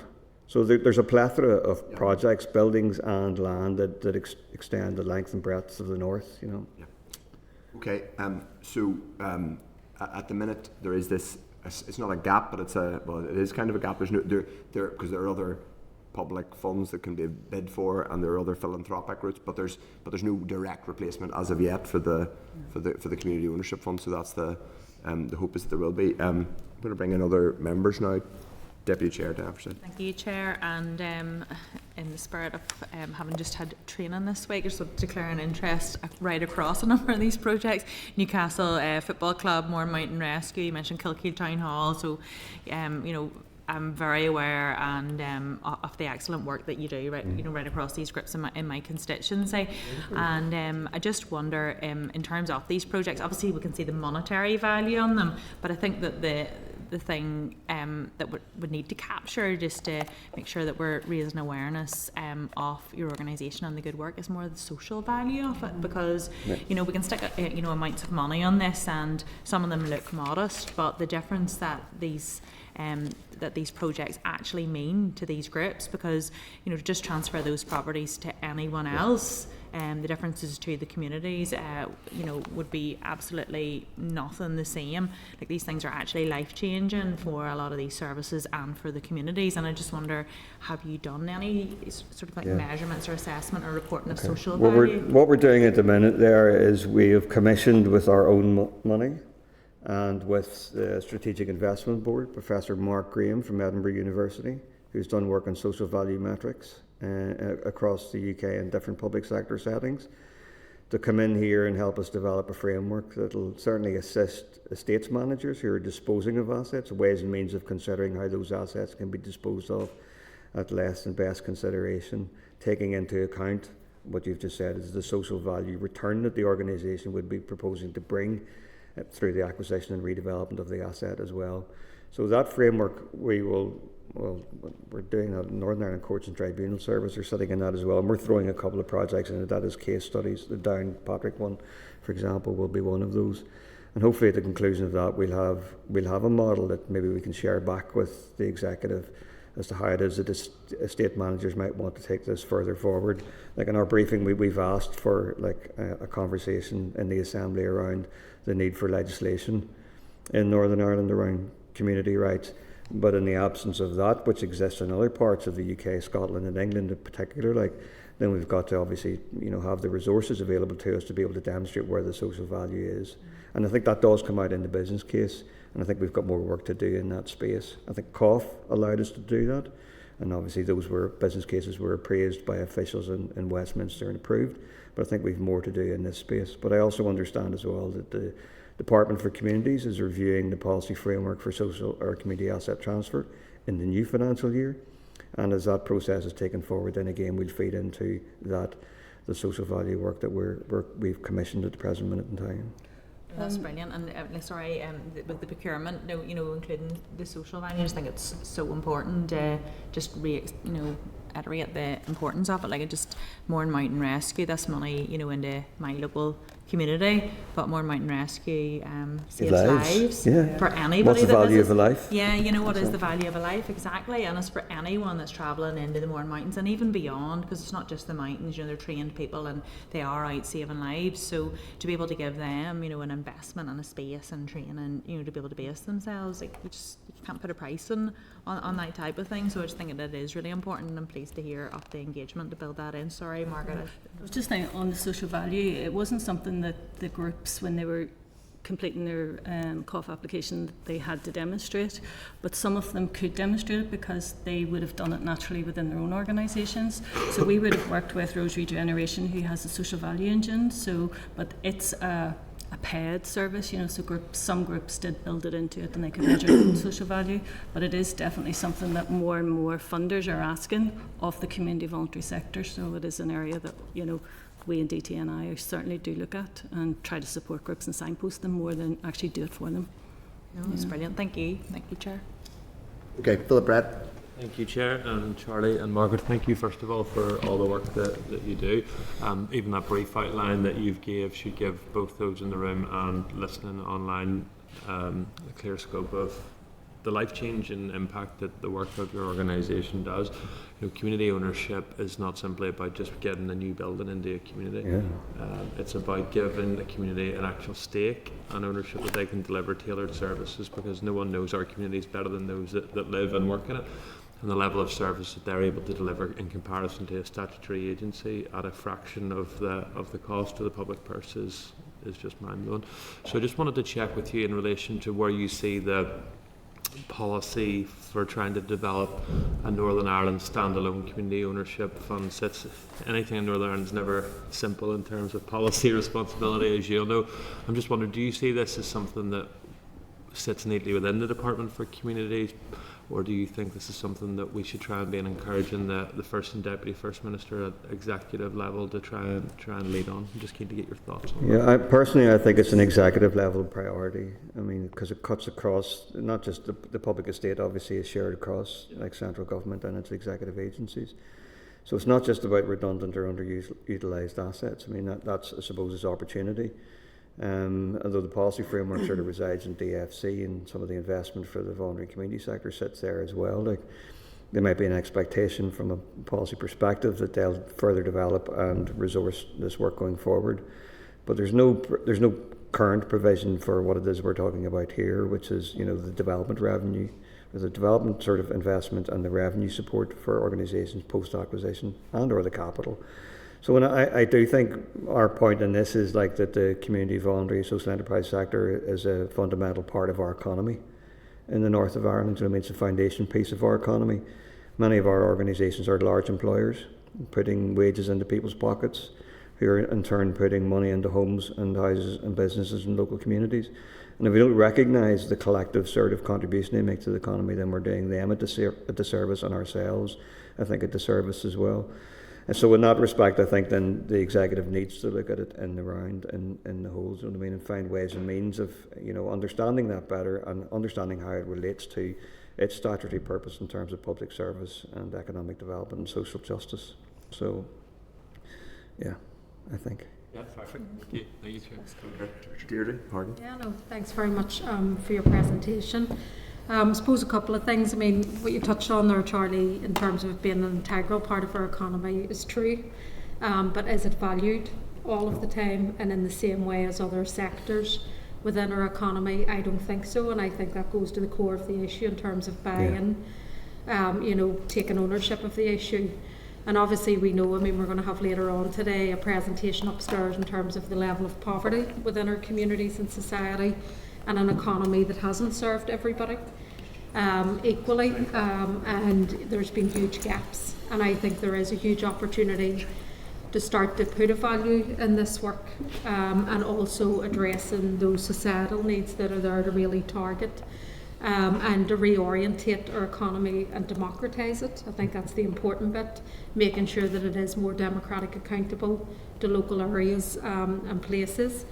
So, I mean, I think the work yous are doing are fantastic. I mean, the Community Ownership Fund, if we just look at that one fund, I mean, there's a need, but we need to do a much broader kind of structure in place to support that's beyond the fund, because as you say, there's revenue and capacity support that needs to be built in, you know, even in terms of public procurement, and as you say, the kind of the inquiry that we're doing around financial services and lending and how money is recycled in the economy is also important as well.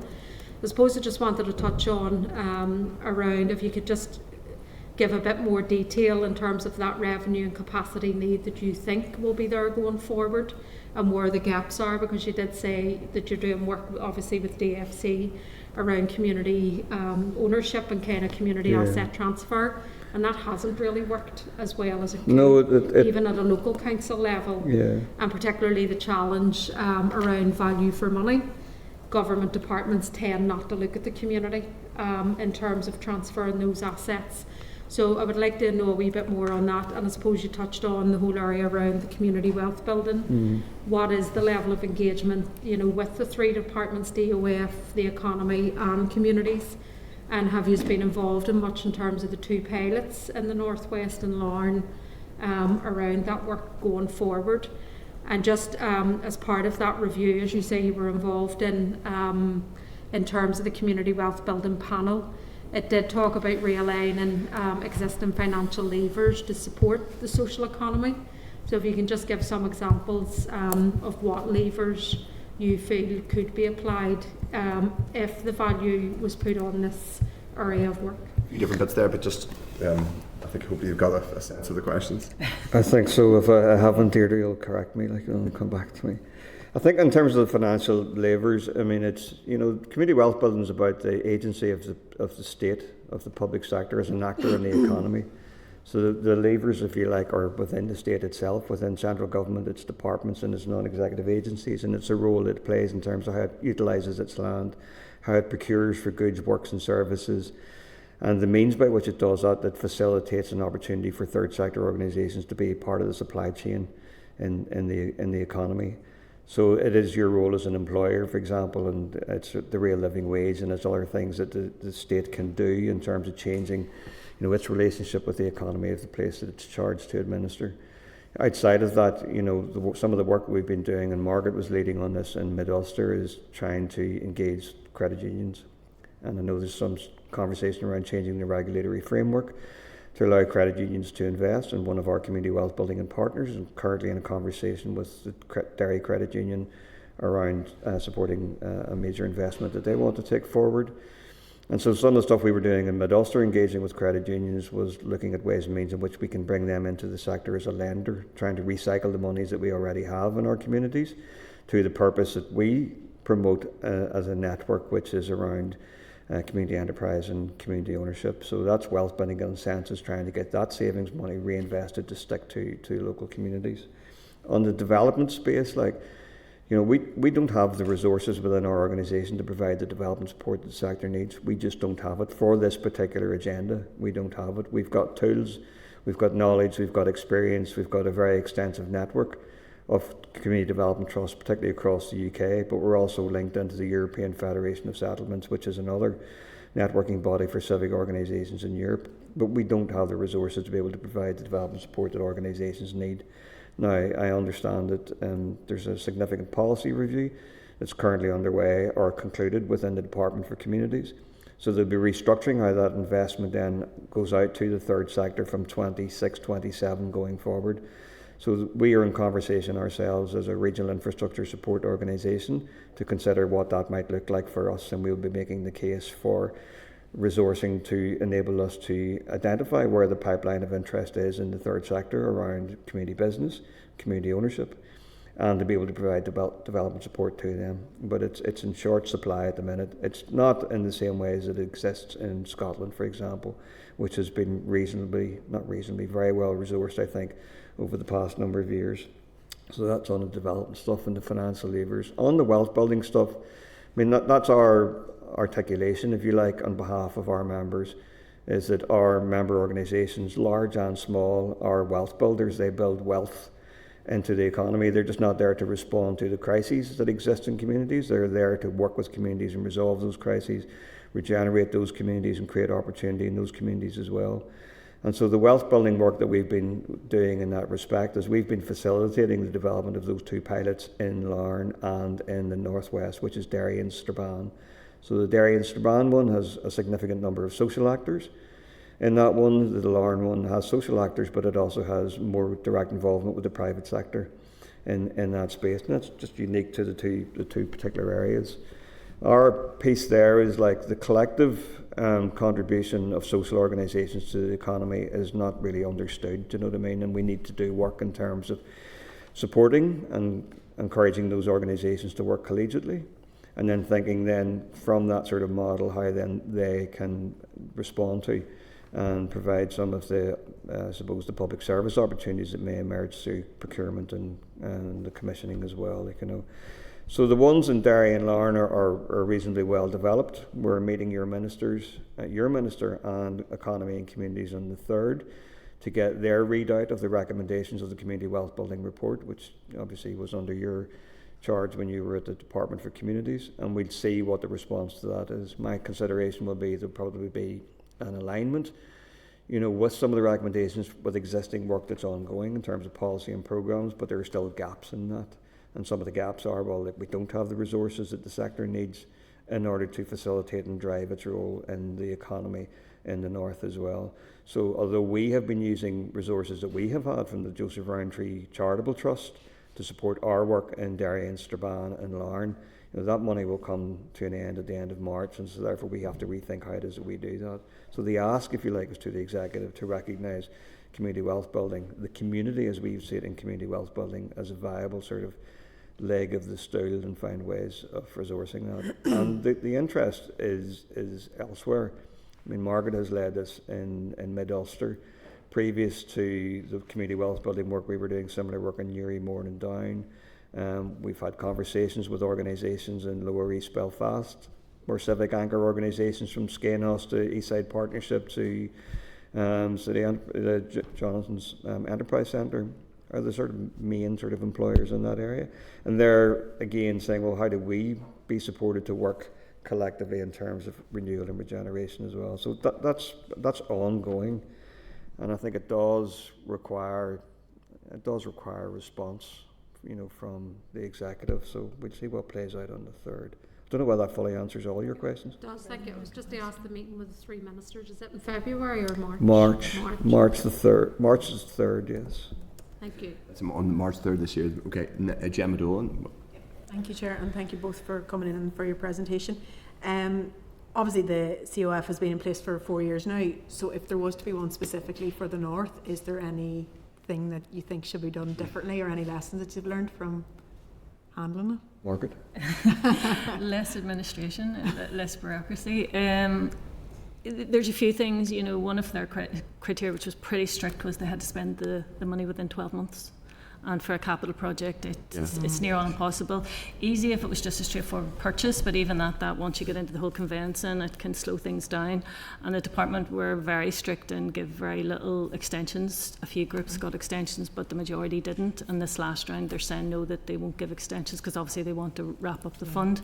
So that's one thing across the 4 nations that we all said right from the very start. And we pushed hard throughout each window to try to get extensions for groups, but they just weren't given them. They held fast on to that. The amount of money, the 250 at the beginning, we thought probably wasn't enough, but most groups worked with that. But then they had to go and seek other sources of funding. So, do we need to do a bronze, silver, gold sort of type, there's some groups who probably do just need a small amount of money, like Pepper John's, for example, in Downpatrick, that was just to take a floor of the building next door to them, so it was less than 100,000 that they were looking for, so that was pretty straightforward. But the value for them was getting the revenue monies that came with that, so it meant that they could take a member of staff and pay for their time to commit to oversee that project. So the revenue side is really important as well. And at the beginning, some groups didn't really understand what the revenue meant and how they could spend the revenue money, because I suppose here they were used to maybe government funding not allowing them to pay for staff. So some groups did put forward to bring in a project manager to help to manage the project, because a lot of the groups, their day-to-day business is community and delivering community services. They're not capital project managers, and they have to put on that hat as well with every other hat that they wear in the organisation. So very quickly they have to upskill, and and that's where the development support comes in. So it'd be vital that if we do get a fund here, that the development support element is really recognised as the value, the added value in that, because the first few rounds we weren't on board, and I think there was 2, maybe 3 groups from Northern Ireland were funded in that. In the last round there was 10. So each round the amount of groups who were getting funded was increasing. And we did think that the fund would be open till the end of March. So even at that last round, we were sitting with, I think, 12 or 14 groups who should have maybe made the application in that last round, but held back because they thought there was going to be another round. So they're kind of sitting at the minute with projects which have no funding, so they're the ones who are sitting, waiting in the wings while there is that hiatus, I suppose, between Westminster deciding should there be a COF 2, and if it's a UK-wide one, or is it going to be devolved and we get money here and start to develop our own funds. I think it's important to add into that, Gemma, as well. Though we were saying the average award here was 285, many of the projects we're talking about are in the millions. Yeah. Do you know what I mean? So giving somebody 250,000 for a £5 million project is not really any good. Do you know what I mean? And when I think about the other pot of money that was in Levelling Up, which was Levelling Up itself, do you know what I mean? 120 million came from rounds 1 and 2, largely to council-led projects, and I'm not preparing council's need for capital, but there was no sense of the scale of ask from the civic sector, is not equally as valuable as well. So we need to be mindful of that. So some of the projects are they're not small projects, they're in the millions, and so we need to be serious about scope to be able to provide and respond to that ask as well. COF changed its terms as it went along. It had first of all had an exceptional threshold of $1 million, and we had one project went into that, and we were making the case that that project needed to have resonance across Northern Ireland in order to be able to make a case to tap into that money. But then COF then went to $2 million for exceptional, if I can say that. So yeah, so that's the issue. It's not, projects aren't 285,000. They are in the millions, and we need to be mindful of that. In those early days when they told us we would probably only get 4.2 million, and we had one group approached us, and it was 16 million, I think their project was, so to get 250,000 to contribute to a project of 16 million, it was like a small seed corn, I don't even know what they were going to probably do with that. That was probably for their tender process or something, I'm not sure. But yeah, all of those things would really need to be looked at if we were doing the fund here. And I suppose what I have seen with this fund was the groups who applied, they applied because one of the key criteria was that the asset was at risk, so it didn't matter if they came from one area, that there was no, I suppose, politicking in it. It was the best projects got the money, it was based on merit. It wasn't just location or that. And we were lucky that we got the spread right across 11 council areas. We had projects from 11 council areas, so each council area did get something, but we didn't have the time, I suppose, to go out and target. Like, say for example, we knew that maybe west of the Ban that there wasn't any projects coming from there, that we would then start to target groups in west of the Ban. We just didn't have the time to do that, but eventually word got out, and projects where we were putting it out through our own members, and it was word of mouth and that sort of thing. So yeah, but I think in this sector, once one goes, I think Chinese whispers, it goes out, and it happens. I think the other thing in this as well is we're encouraging organisations to understand debt finance as part of their project proposals as well. We want organisations to be sustainable going forward. Sustainable organisation can carry an element of debt. So that was built into the COF thing. And if we think about new financial levers being applied in a Northern Ireland setting as well, and if we did have a framework and an opportunity to bring credit unions into that, then that would work, I think. So. Thank you. And I did notice the west of the Ban, because obviously I'm from on a South Throne. I did see the South Throne. The garrison, yeah. So no, thank you. And obviously the scale of the projects is huge. So no project is really dependent on this. You said there's a couple waiting in the wings. Is it a case of they'll not go ahead if this isn't extended, or is it just it would be great to have it? Yeah, there's one football club, and they were saying that they were desperate, but they've managed to get money from other means since, so, the community and voluntary sector are really resourceful, they will go out and they'll find a way, because even though there was the COF money, there was 2 million from the sector itself that, fed into that as well, with the match funding element.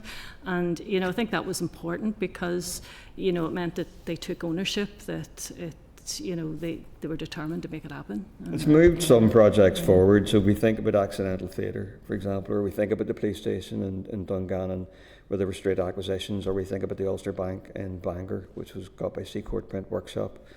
Brings an asset and markets as well. Brings the asset into community ownership, but it leaves that organisation in many instances looking for, well, where do we get the capital to redevelop the police station? Perhaps that's another 5 or 6 million, as an example. It's one step forward, and then it's a slight pause for many of those organisations. Some have got some resources available to them to move the next step forward, but some are just stuck. So that's the complexity, I suppose, for organisations that are stepping into this space as well. It's not just, so let's have an ownership fund and we'll get the money, we'll be able to do it all. It's a process, and it's difficult. No, thank you very much. Thank you, Chair. Okay, thanks. Members, no one else has indicated, unless anybody has a project in their constituency that has not been listed yet and they wish to get it on the record and say how great it is, now's your opportunity. But I did want to ask one other question, which is about something which has intrigued this committee and frustrated us, which is about something called financial transactions capital, which we don't. We're going to have about 50 million under. It's not quite underspend because it's not underspent. It's not because it's not spending. I'm told that the minister suggested that we're doing better at using it, or the executive's doing better at using it next year? And have you guys been consulted on, because one would think that the people that you should be the people who are advising on how we could make use of this, because I would imagine lots of the organisations you've talked about and the organisations you engage with and advise and support are the kinds of organisations who could and should be using FTC. It's another financial resource, it's another lever that we should be using, but we're not using it. To best of fact, I can give you 2 examples of where it is being used, and one is in Derry, which is in the inner city walls, and that's a Department for Communities project. And that's sitting alongside a significant, I think it's 10 million of FTC, sitting alongside 5 million of grant, as I understand it. Who's that, the Inner City Trust or someone's available? Inner City Trust, I think, are the anchor organisation that have set up a special purpose vehicle to take that piece of work forward. And then the other one, which has got an SPV, basically to receive £10 million of FTC, which they can then, And then the other one, which has got a blended sort of finance model, is the Hosford Housing in Skenos, who have got the asset, obviously, in Newton Orge Road, and they've bought other properties. Yeah. So that's been financed by debt from Commonweal in London. And also they're negotiating with the department to draw some financial transactions capital to that. And there are other projects we're working with the Horn of Africa People's Aid, who are trying to replicate that housing model from Skenos in East Belfast for ethnic minority communities in North Belfast. And again, like, there's lots and lots of organisations could tap into that, but we haven't sort of worked out with the department how do we avail of that, you know. Can I ask, it may be that we do more on FTC later in the year, and we may ask yourselves either to give written evidence or come back and give us more evidence, because it really is something that we're really concerned about, I think, collectively, that we don't use all this allocation. And also on the Finance Innovation Lab, we may seek written evidence from you on our financial services piece, and we'll get agreement to that from members. But thank you very much. That was extremely helpful. So thank you, Charlie and Margaret. We'll have more homework for you, I'm afraid, to do, but you're more than able for it. Okay, thanks for your time again. Appreciate it. And please keep in touch with us on anything you think that the committee would benefit from hearing post your meeting in March, around either any progress that is or isn't being made at executive level. Let us know, because it's part of our job. Obviously, we don't want to simply have evidence sessions and then leave it until the next time we have an evidence session. So keep in touch with us on it. Okay, we'll tell the Minister that you approved the 70 million. And you're not quoting my name if you want to gain curry favour with them. That would be a bad idea. Okay. So don't mention that we talked, because that won't do you any good. Thank you very much. Thanks for your time again. Appreciate it. Okay. Members, so we will get agreement that we are going to. I think in the first instance we can get written evidence, and then we can decide subsequently whether we want a full oral briefing session from the Finance Innovation Lab, just because I'm conscious that we may decide that a full oral briefing is just if we're trying to get all the banks in front of us too, but certainly we can get a written evidence from them, and then decide whether we want to schedule an oral briefing, and we're also going to get we'll keep in touch with them anyway on FTC, because I think they do clearly have lots of, they're able to talk about community enterprise projects that are using FTC, and we spend all our time talking about how we don't use FTC. So there's lots more examples, and given that there's a gap now with the absence of the community ownership fund, I think there's clearly something that could be done. Okay, members are content. We'll move on to the next session, which is agenda item 9, which is the budget bill, spring supplementary estimates, and the request, perennial request for accelerated passage of the budget bill. We're going to get an oral briefing from departmental officials. That starts at page 266 of the meeting pack, along with the clerk's cover note. There will be some copies. Sorry, Did Jerry Cow wish to come in? Jerry, did you wish to come in on this or something? Just when the officials come, Chair. You want to ask a question? That's fine, Jerry. Yeah. And sorry, Chair, for clarity, when are we voting on the accelerated passage? Are we voting at the end or now? Sorry. It'll be if members are ready. If members are ready, we will take a vote on it at the end of this session. If members are content. After we take oral evidence. Chair, sorry, through the chair. First of all, members, I presume everyone has agreed that Hansard will record this session. Yeah. Secondly, in answer to questions, we are taking oral evidence from the department. After that, if members are content, we will move to take members' views on whether we grant accelerated passage or not. Okay? Yes. If we're content, we will then move on. I'll summarise what you have in your pack, and then I'll introduce the two officials we have in front of us. Just before we proceed with that, yes. sort of through the chair, sorry, we only got 5 copies? We have 5. We will deal with that before I introduce the officials. We will deal with the printing issues before no, I'm the chair and I don't have a copy of the spring supplementary estimates. Chair, do you want mine? No, it's fine. It's fine. Now it's incumbent on everybody to read them. Now, if you're lucky enough to have a copy of them, and don't give them away to your mates.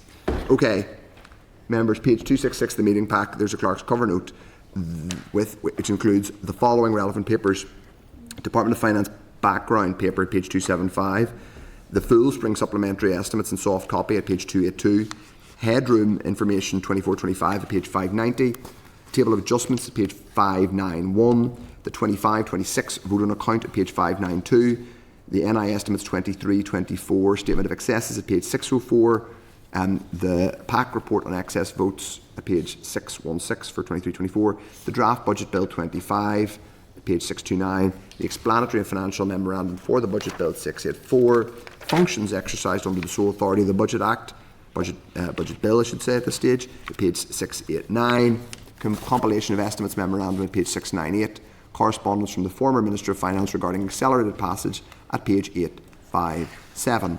Now, what we don't all have is hard copies of the spring supplementary estimates.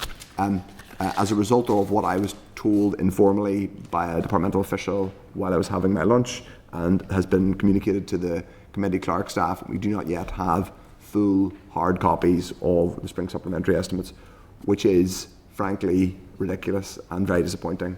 But in any case, we proceed, and I would hope that we will have full-blown hard copies by the time, well, as soon as possible, certainly by the time of the debate. I just think it's a bit ridiculous. If any other member wishes to give voice to that, they can, but otherwise we'll open our evidence session. You already have, Chair. Okay. Welcome to the meeting Patrick Neeson, who is Assistant Secretary of the Public Spending Directorate, and Angela Ross, who is Supply Officer of the Public Spending Directorate. Patrick, or indeed Angela, please make an opening statement, and members indicate should you wish to ask any questions. Okay, well, apologies that you don't all have hard copies of the estimates. We're not happy either, frankly. The printers... You wrote them, so you should know what's in them. Well, we do. I mean, obviously you do have hopefully all electronic copies, but the printers were meant to deliver those to Parliament buildings this morning, so we've been on to the printers, wanting to know why that hasn't happened, so we'll definitely take on that. Well, I hope forward. your correspondence and the procurement people at DOF will be having very stern words, or maybe advising on how these people who get this contract and seemingly can't print these documents year after year. I hope they're not paid, or the contract is looked at. Because anyway, in any case, we move on. Go ahead, Patrick. Okay, thank you. So, and I'll just give a brief opening statement, and then hopefully Angela and myself can answer any questions I might have. So, yeah. So as you know, the previous Finance Minister, as you said, wrote to the Chair on the 17th of January to say that she planned to introduce a budget bill in the Assembly on Monday, 17th of February, next Monday. So the bill, as you know, is needed to authorise the 24-25 spring supplementary estimates, the 25-26 vote on account, and the 23-24 statement of excesses, following the PAC's report on excess votes 23-24. So just to be clear, the bill provides the statutory power for departments to incur additional cash requirements and to use resources as a result of in-year changes as set out in the 24-25 SSEs, if you had them in front of you. So officials in the department have worked very diligently, along with colleagues in other departments, to finalise the detailed figure work that's contained within the SSEs. The bill also provides for a 25-26 vote on account, as I've said. So this, as you know, allows departments to continue to draw cash and use resources into the early months of 25-26, pending the Assembly's consideration of 25-26 main estimates and the associated Budget Number 2 bill. In addition, as I've said, the bill provides for the PAC's report on excess votes 23-24, and hopes to regularise the excesses incurred by the relevant public bodies set out there. So to make sure that the bill passes through all of its stages and receives royal assent by the end of March, we're seeking the committee's agreement to proceed under the accelerated passage procedure before any department reaches the cash limit imposed by the Budget Number 2 Act 2024. Standing Order 42.2 enables the budget bill to proceed by accelerated passage, provided that the Committee for Finance is content that it has had appropriate consultation on the proposals outlined in the bill. So to help the Committee's consideration, members have been provided with a briefing paper, copies of the draft bill, the estimates in electronic version at least, vote on account, statement of excesses. What you also hopefully have seen will have been the estimates memoranda for each department, which the committee were keen to have, and that compares the budget position with the SSEs to the position mains, as well as the final outturn for 23-24. So we think it provides a good summary of the main reasons for any changes, also shows trends of the past few years, provides information around sole authority has been used, so hopefully that's been useful for members. There's also a separate, more detailed paper around sole authority that you've been provided with as well.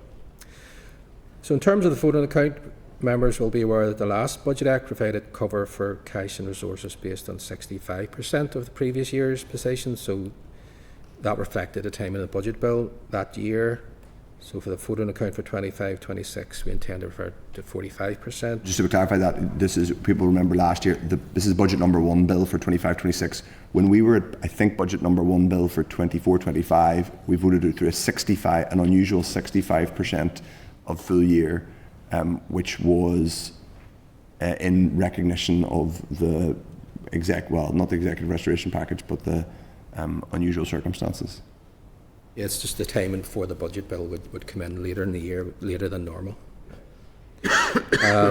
And finally, just in terms of the statement of excesses, so details around those have also been provided to the committee. So that's kind of short summary, so happy to take any questions members might have. Okay, thank you, Patrick. As always, members indicate should you wish to ask a question. So first of all, no, this is not necessarily totally in your particular wheelhouse, Patrick, but you may have some indication of the planning the department is doing in this regard. We've been having conversations in this department about how much the Northern Ireland Civil Service needs to pay for additional employer national insurance contributions. Do you know? And have any of those additional does any additional headroom being built into departmental limits to pay for that?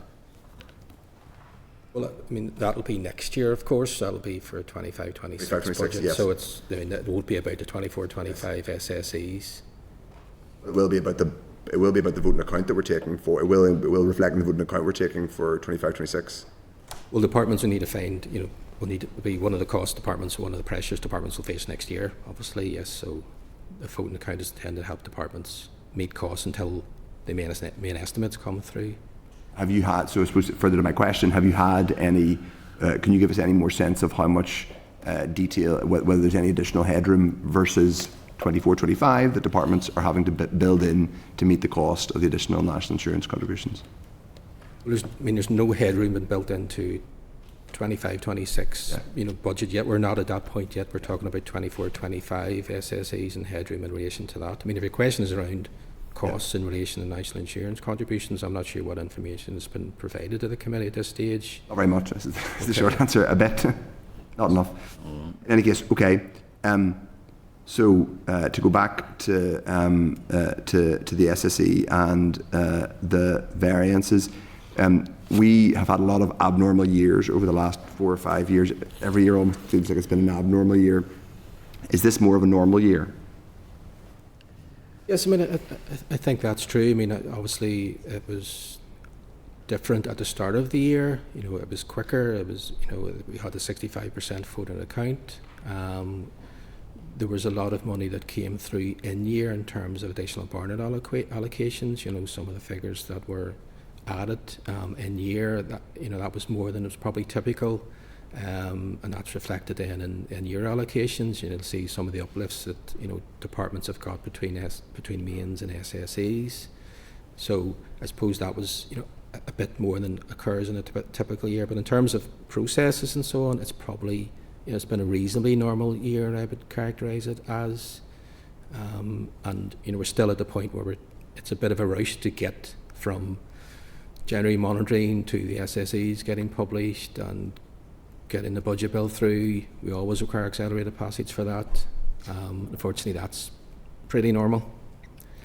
Has the monitoring round that came out the mini monitoring round, the 17 million or the 20, just under 20 million reallocation, has that affected the SSEs much? Well, we needed to build headroom into the estimates to take account of that.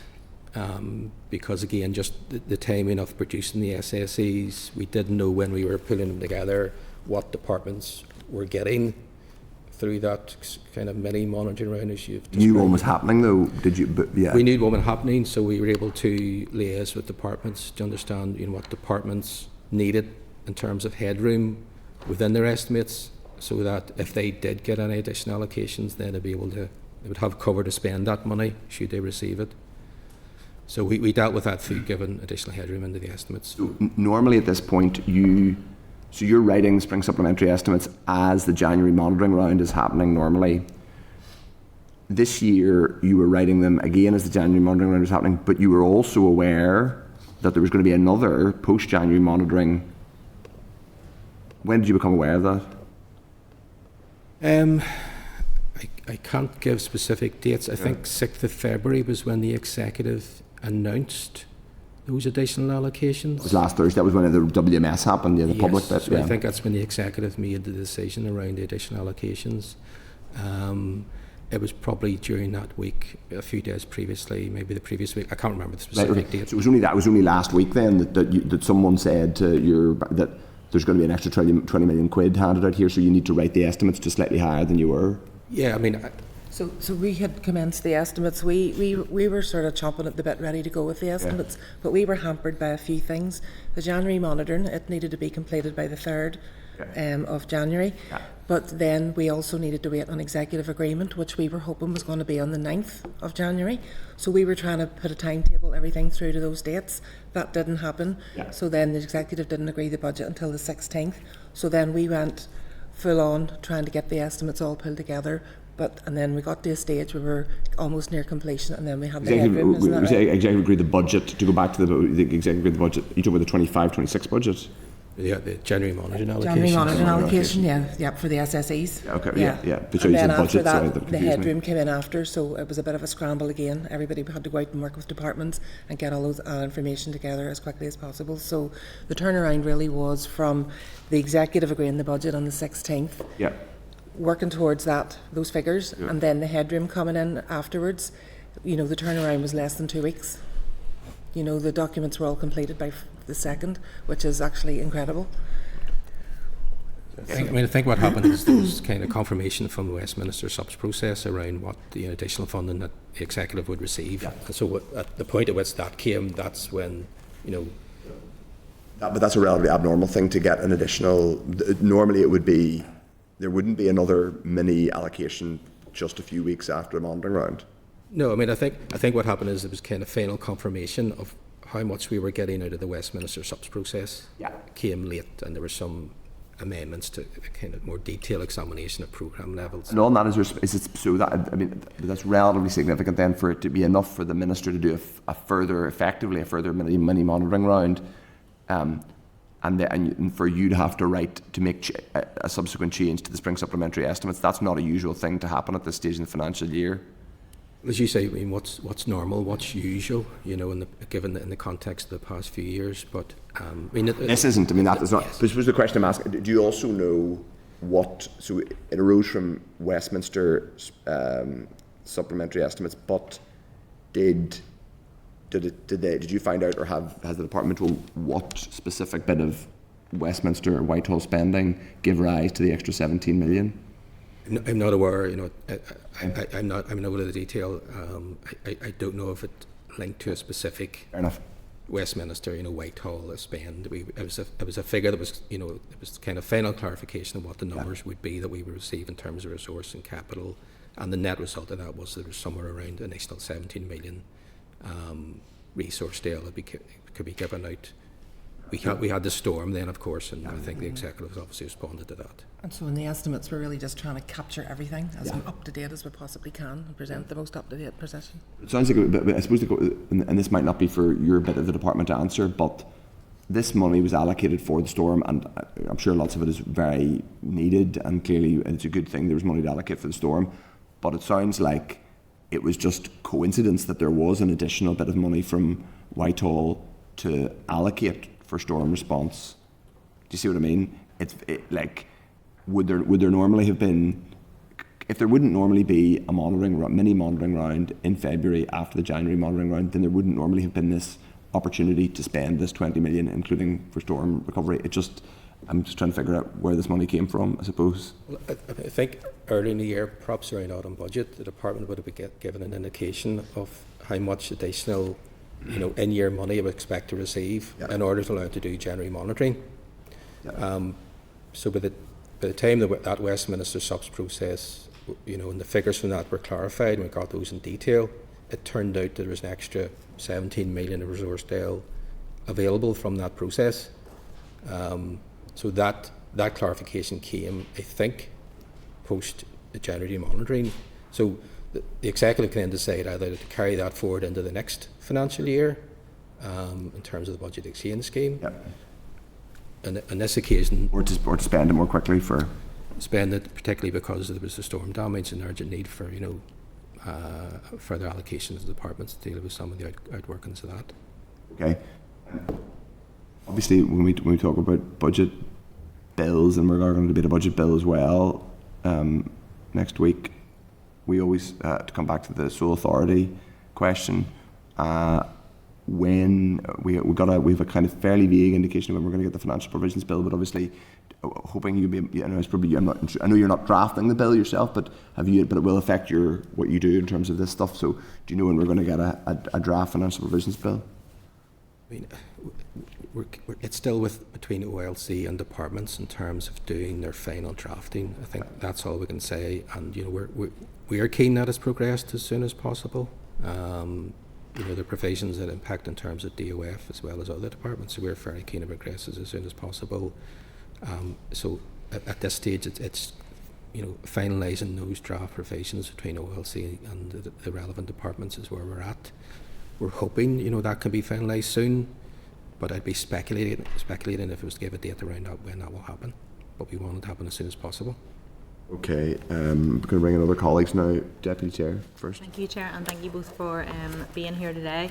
Obviously, there's a number of different items. Firstly, I'd like to declare an interest that I also sit on the Public Accounts Committee in terms of the statement of excesses. We were briefed and we're through that in detail there. So on the three items, I'm satisfied that they're very specific and have been explained, so I am comfortable with the statement of excesses on 23-24 items. On the vote on account, moving forward into next year, the 45%, and a note, as you had said, it's down from 65% to 45% this year. I was just wondering what your expectations would be as to how far into the 25-26 year that this 45% would take us. I'm not sure. Well, I think usually we anticipate that main estimates is usually around June, June, start of July, around that time. So we expect that the 45% will be sufficient to provide departments with enough cash and resources until main estimates happens and that budget bill goes through the Assembly. And then you had noted in response to the Chair previously that the 25-26 budget doesn't take account of the increase in employer national insurance contributions for this voting account because it's taken 24, 25, 45% going forward. So because we know that we're looking into these increases, that would potentially cut that a lot shorter. And I just wondered if we were looking at this, we obviously had this late bid in January for storm response and other pressures. So for me, I find it very unusual that whenever those bids went in, it was a big disparity from the different departments. Some were very specific. They bid for things that were damaged in the storm response. Some have put in other pressures, and the Department of Finance hasn't put anything in there for facing the potential increase in employers' national insurance contribution to be rolled forward for the voting account. So I just wondered, in terms of that late round that came through, and I know, as you said, Angela, it was quite unexpected, what were the parameters for those bids? Well, I mean, the first thing to say is the 25-26 draft budget is out there. Departments will get their allocations, and departments will have to deal with the pressures that face them, national insurance and others. So that's the first thing to say about 25-26. I don't have the details to hand in terms of what departments were asked for in relation to this additional allocation was due to happen. I know one of the things they were asked around was just bids in relation to the storm damage, but I don't think it was limited to that. So I need to come back to the committee to say exactly what was in, I suppose, that the letter that went to I would be departments. keen to get that detail, because obviously the awards came through Department for Economy. They got for additional pressures for the apprenticeship programme, which was, was a different pressure, and some only bid for storm damage and very related things. Some bid for a mixture of both, and some put in, like health had put in for pay parity. So it just was very different from every department as to what they bid for, and it came out as a ministerial statement, as if it was storm related. So whenever you got into the detail, I find it very confusing as to what the parameters were, and I would like to see a copy of what the departments were asked or put out to them to bid for. Yeah, I mean, look, I can take that back, and we'll come back to the committee on that, but I think my recollection is it wasn't limited just to storm damage, but I don't have the papers to hand. Yeah, no, thank you. And across the board, there's Department of Finance and obviously a number of other departments where we have this continued, unquantifiable contingent liabilities. And I just wanted to ask what the rule or policy or rule of thumb would be as to what sort of value would need to be disclosed in terms of those. It's not something I can answer. I mean, I know there's lots of detail within the estimates memorandum, and lots of departments will have prepared the contingent liabilities. I can't comment on each individual department's contingent liabilities other than what's in the estimates memorandum. I think if the Just wondered, was there guidance, in terms of the estimates, like, if this is going to cost so many millions of pounds, if there's a fair expectation that it's going to be significant, does it need to be included in these papers? One thing is that the guidance is always there around supply estimates, and that guidance hasn't changed, and that's always reflected in the estimates. This year, we've put together this estimates memoranda, which is an attempt just to try and summarise that, make it more palatable, more meaningful, and so on. So I think moving forward in terms of the memorandum, it's a kind of first go at it essentially. If we think moving forward that we need to tweak that, we need more detail, we need more explanation, that's something we'll look at moving forward. But in terms of what departments should include in estimates, that hasn't changed. The memorandum just captured it in a particular way. In terms of contingent liabilities, as I said, if you wanted more detail on what each department has set out within their estimates or their memoranda, would need to go to each department and get those details. I think also say at departments, I think also will have briefed their committees on what was in each of their estimates memorandum. Yeah, I think that is an important point to note, because I know that we do go back as a committee in terms of the Department of Finance ones, to discuss that. So I just wondered, across the board, was there any sort of rule on it? And just, I have one final point, and again, the chair had kind of touched on a particular item on it. In our pack, it's on, from page 689 on, it's the expenditure resting on the sole authority, and we have updates with actions and indicative dates, and we've got updates as at the 31st of December on a number of them, and one of them was the fiscal council, but there is quite a number of things where we've had updates as to December on those, and I wondered have you got any more current updates on some of these things in terms of legislative timetables and when we would expect them to come to the fore? A number of them are referencing early 2025, and that's obviously where we are now, and we're looking to be bringing forward these spring supplementaries, but looking into next year. So it'll be really important to understand where a number of those things are, with some things like there's Ukraine scheme as well, fiscal council. There's a number of things, but we only have the update to the 31st of December. I think the first thing to say is that we've adopted a different approach this year within the department in terms of those items that rely on the Sole Authority of the Budget Act, where we wrote to departments at the start of the year to say that we would be coming for regular updates in relation to that. So the information that you have is kind of quarterly, kind of reflects us asking departments for regular updates on that. So the information that's provided in those updates is the most up-to-date information we have from departments. In terms of, it is really good to get it, and I do appreciate that, and appreciate that it's a new thing and it's a really good, tabular format to get.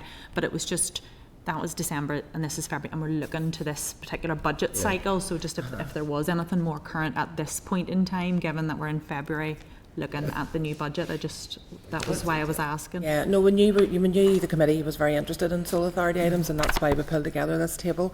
We wrote out to departments and said, you know what, time to get these down now, and we're going to be monitoring them. So, you know, we did ask for updates, and what we do is we regularly, quarterly ask for these. So whenever the estimates themselves return date was around the 23rd of January. So it seemed to go back to them 23 days later and say, give us another update. They're going to just say, you know, here's what we've got. But I mean, going forward, if that's what you would like, we can get it up to the wire, if you like. I do appreciate it, and I think the format is really good and transparent for that. And I think it kind of prompted people to, you know, this is being monitored now. What's monitored gets done, you know, so we will progress these. So next time, certainly we can do that. Thank you, Chair. Thank you. And the table itself, I suppose, one thing that some of them will say is the getting it down will be helped enormously by the bill, the financial provisions bill, which will take some of them out of the sole authority category entirely. Yeah, lots of those TEO provisions will be, you know, once we do get that financial provisions bill, lots of those TE. You see a DFI as well. Yeah. Okay, Jerry Carroll. Jerry. Thanks. I mean, a couple of questions, and also, sure, I've got specific questions about reduction in projected spending for each department. So I don't know if it's worth going through that with Angela and Patrick. I appreciate it's a big document. So is it worth asking them questions and you can answer what you know, or are happy to be guided by that? Right, Jerry, is your question about the which is what's appropriate to ask and not ask in terms of the various? Yeah, just I've got a lot of detail here about. I'm looking through the tables, and I think it's all resource style that's been reduced in terms of what was expected and what was now departments are likely to spend. So I think it's fair enough. Like, it may be that the officials here won't have total chapter and verse on why there's one variance, but I think it's fair enough for you to ask the questions, and if the officials don't have a specific, if they have a good excuse as to why they don't know the detail, they can refer us and we can take the information elsewhere. I think it's fair enough within reason. I think it's totally fair for you to put the questions on the record.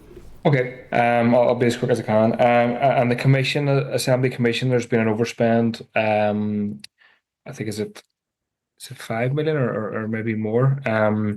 Is there any projected further overspend for the Assembly Commission, given the expected and possible pay increase for MLAs? Any over 2 million. Where's this coming from? Can I ask? It relates to the statement of excesses. The statement of excesses on the Assembly Commission. Oh, yes. 500,000, I think. Yeah. 500,000, is it? Yeah. And it's detailed. Right. Are you talking about the statement of excesses, Mr. Carl? Yeah. Give me a second. Give a page number. Yeah, give me 1 second. I'll give you a page number.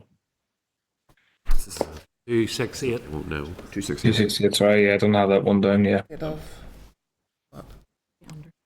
Is it the statement of excesses you're referring to, or is it the estimates memorandum for 24-25? Statement of excesses? Yeah.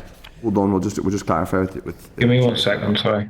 Because we know where he's referring, because it says question. That is, it's the statement of excesses.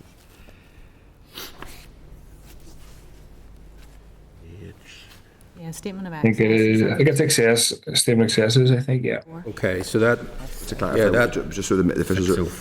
So that relates to 23-24 spend, and what we're talking about there is an excess vote. In other words, the Assembly Commission spent more than was in, their kind of voted total, and their explanation was that at the very end of the year there was a reassessment done of the cost of roof repairs in Parliament buildings, and that brought it above what was in their budget essentially for that year. It was a provision, for roof repairs. It was a higher number. Is my understanding of what that related to. Okay, that's fine. No, that was fine. What I was asking for, is there any projected overspend or request for additional funds from the Commission, because there's a debate obviously about possible increase in MLA pay. Has that been factored into the figure so far?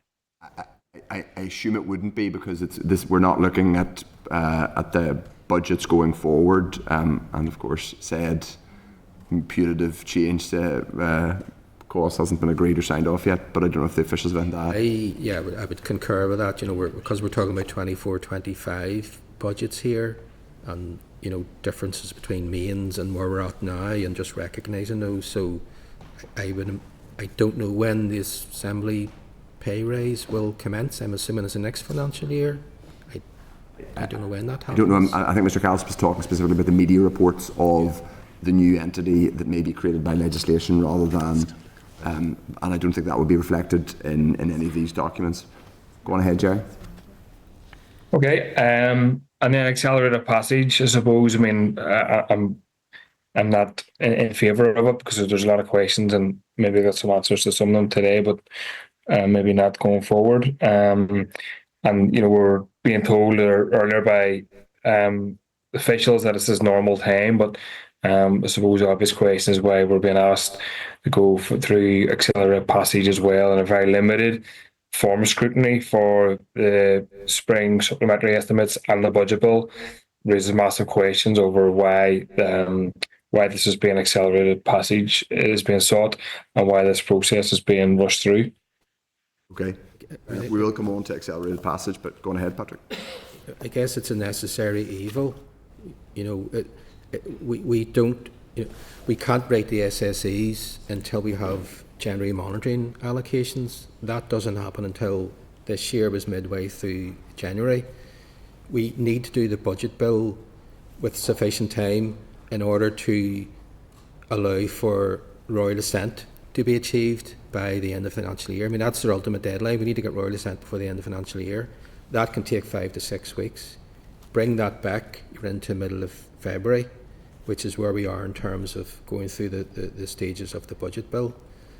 And I say that budget bill has to relate to spring supplementary estimates, you know, which can only be completed post January monitoring outcome. So between January monitoring and, you know, the spring supplementary estimates that some of you have on your desk, you know, there's a huge undertaking there, engaging with departments, engaging with printers when they're doing their job properly to get to that document. So it's just, you know, I'm just trying to, you know, kind of illustrate just how condensed the period there is, which means that, you know, why we need accelerated passage and why we always need accelerated passage. Unfortunately, it's just the time available between January monitoring being agreed by an executive and the end of the financial year, and the period for royal assent between the budget bill being passed by the Assembly and getting that final royal assent for the end of the financial year. That's why accelerated passage is typically required. Yeah, I mean, I think it's a pretty technical answer, but it really allows for no accountability whatsoever for anybody in the public to try and get their head around this process.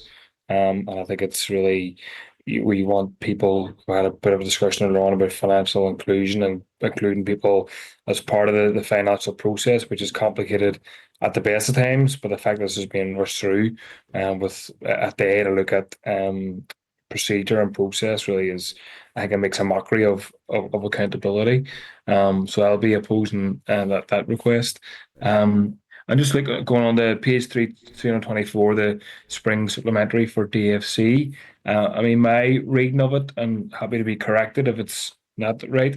It looks like there's a reduction in requirements for local government and the housing. There's a housing regeneration from in regards to resource Dale. So again, I appreciate it's a different committee, but it seems to be quite a sizable reduction in terms of what is now being sought for by the DFC. So can you shed any light on that?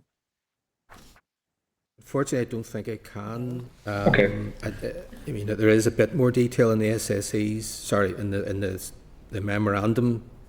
I don't know if it goes into detail around the spend that you've mentioned, but look, happy to go to the department and try and... Yeah, no, appreciate it. And if some other questions like that, this proves my point about more time needed for scrutiny. I'll try just 2 other quick points on that, Chair. It looks like on page 331, reduction of, if it's 30 million, if I'm reading that correctly, in working age benefits. So again, if there's no information available to that, and if I'm reading that wrong, happy to be corrected. But could we get some further information about that? Is this on the estimates memorandum we're talking about? That is on page 331. It's the DFC, the spring The supplementary SSEs? estimates. DFC. Of the estimates. Yeah. It's page 26 of the just actual to estimates reiterate- document, page 331 of our pack. Yeah, the departments own the estimates. Yes. You know, our role here is simply pulling those together and combining them and presenting them, you know. So I think it's important to No, say. I appreciate that, and I appreciate you aren't going to know every detail to that. But I mean, also from my end, especially when a smaller party and an individual MLA, we've been asked to vote on stuff. We've been asked to speed through this process, and there's questions that I appreciate you don't have the answer to. Some ways don't expect to, but you can appreciate the difficulty from our end, from our constituency. We're supposed to be scrutinizing this stuff. So, yeah, Chair. So maybe these questions are valid for maybe other departments, but I think it speaks to my point about why we shouldn't be rushing ahead with accelerated passage. But thanks for those answers. We'll come on accelerated passage. Just make a couple of comments on when we come on accelerated passage. It's worth saying these are spending estimates. They aren't quite the same as initial allocations to departments. They are departments' returns. First of all, the supplementary estimates are departments' returns, effectively on adjustments of spending that they either extra spending they need or don't need. So it's not. It is a bit more technical than the headline stuff. But that's not to say that we don't need to scrutinise. That's why we're here, and that's what we're doing here. Anyway, bring in other members. Steve Aiken. Yeah, thanks very much indeed, and thank you very much indeed for Patrick and Angela for doing that. Look, a few technical ones, because obviously we're just sort of going through this and the rest of it as well.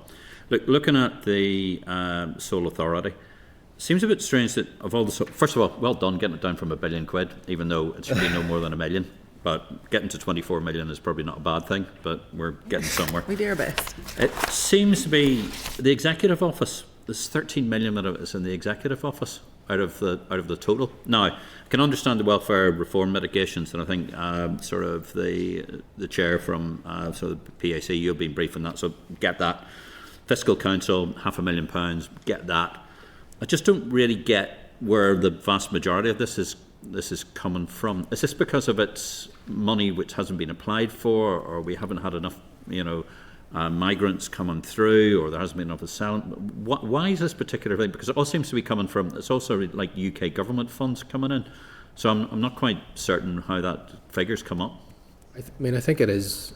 I mean, you're right. There's a large number of different things that are captured in that total. So there's Homes for Ukraine, dispersal, refugee integration, and so on, as well as some other things in violence against women and girls. So it's a range of things. I think some of those things in terms of Homes for Ukraine and so on is UK government money that's coming across, and that obviously the department feels that it needs legislative cover in order to be able to spend that money. Spend the sole budget of that. That's it. Second one is obviously the question is, have all the ministers signed off on the budget? 24-25 budget. Right. Do you mean the 24? Which budget are we talking about? Because what we're doing is that this budget has come through, but we still sort of ministers will have to signed off on this process to be able to get to this point. Has everybody signed off on it?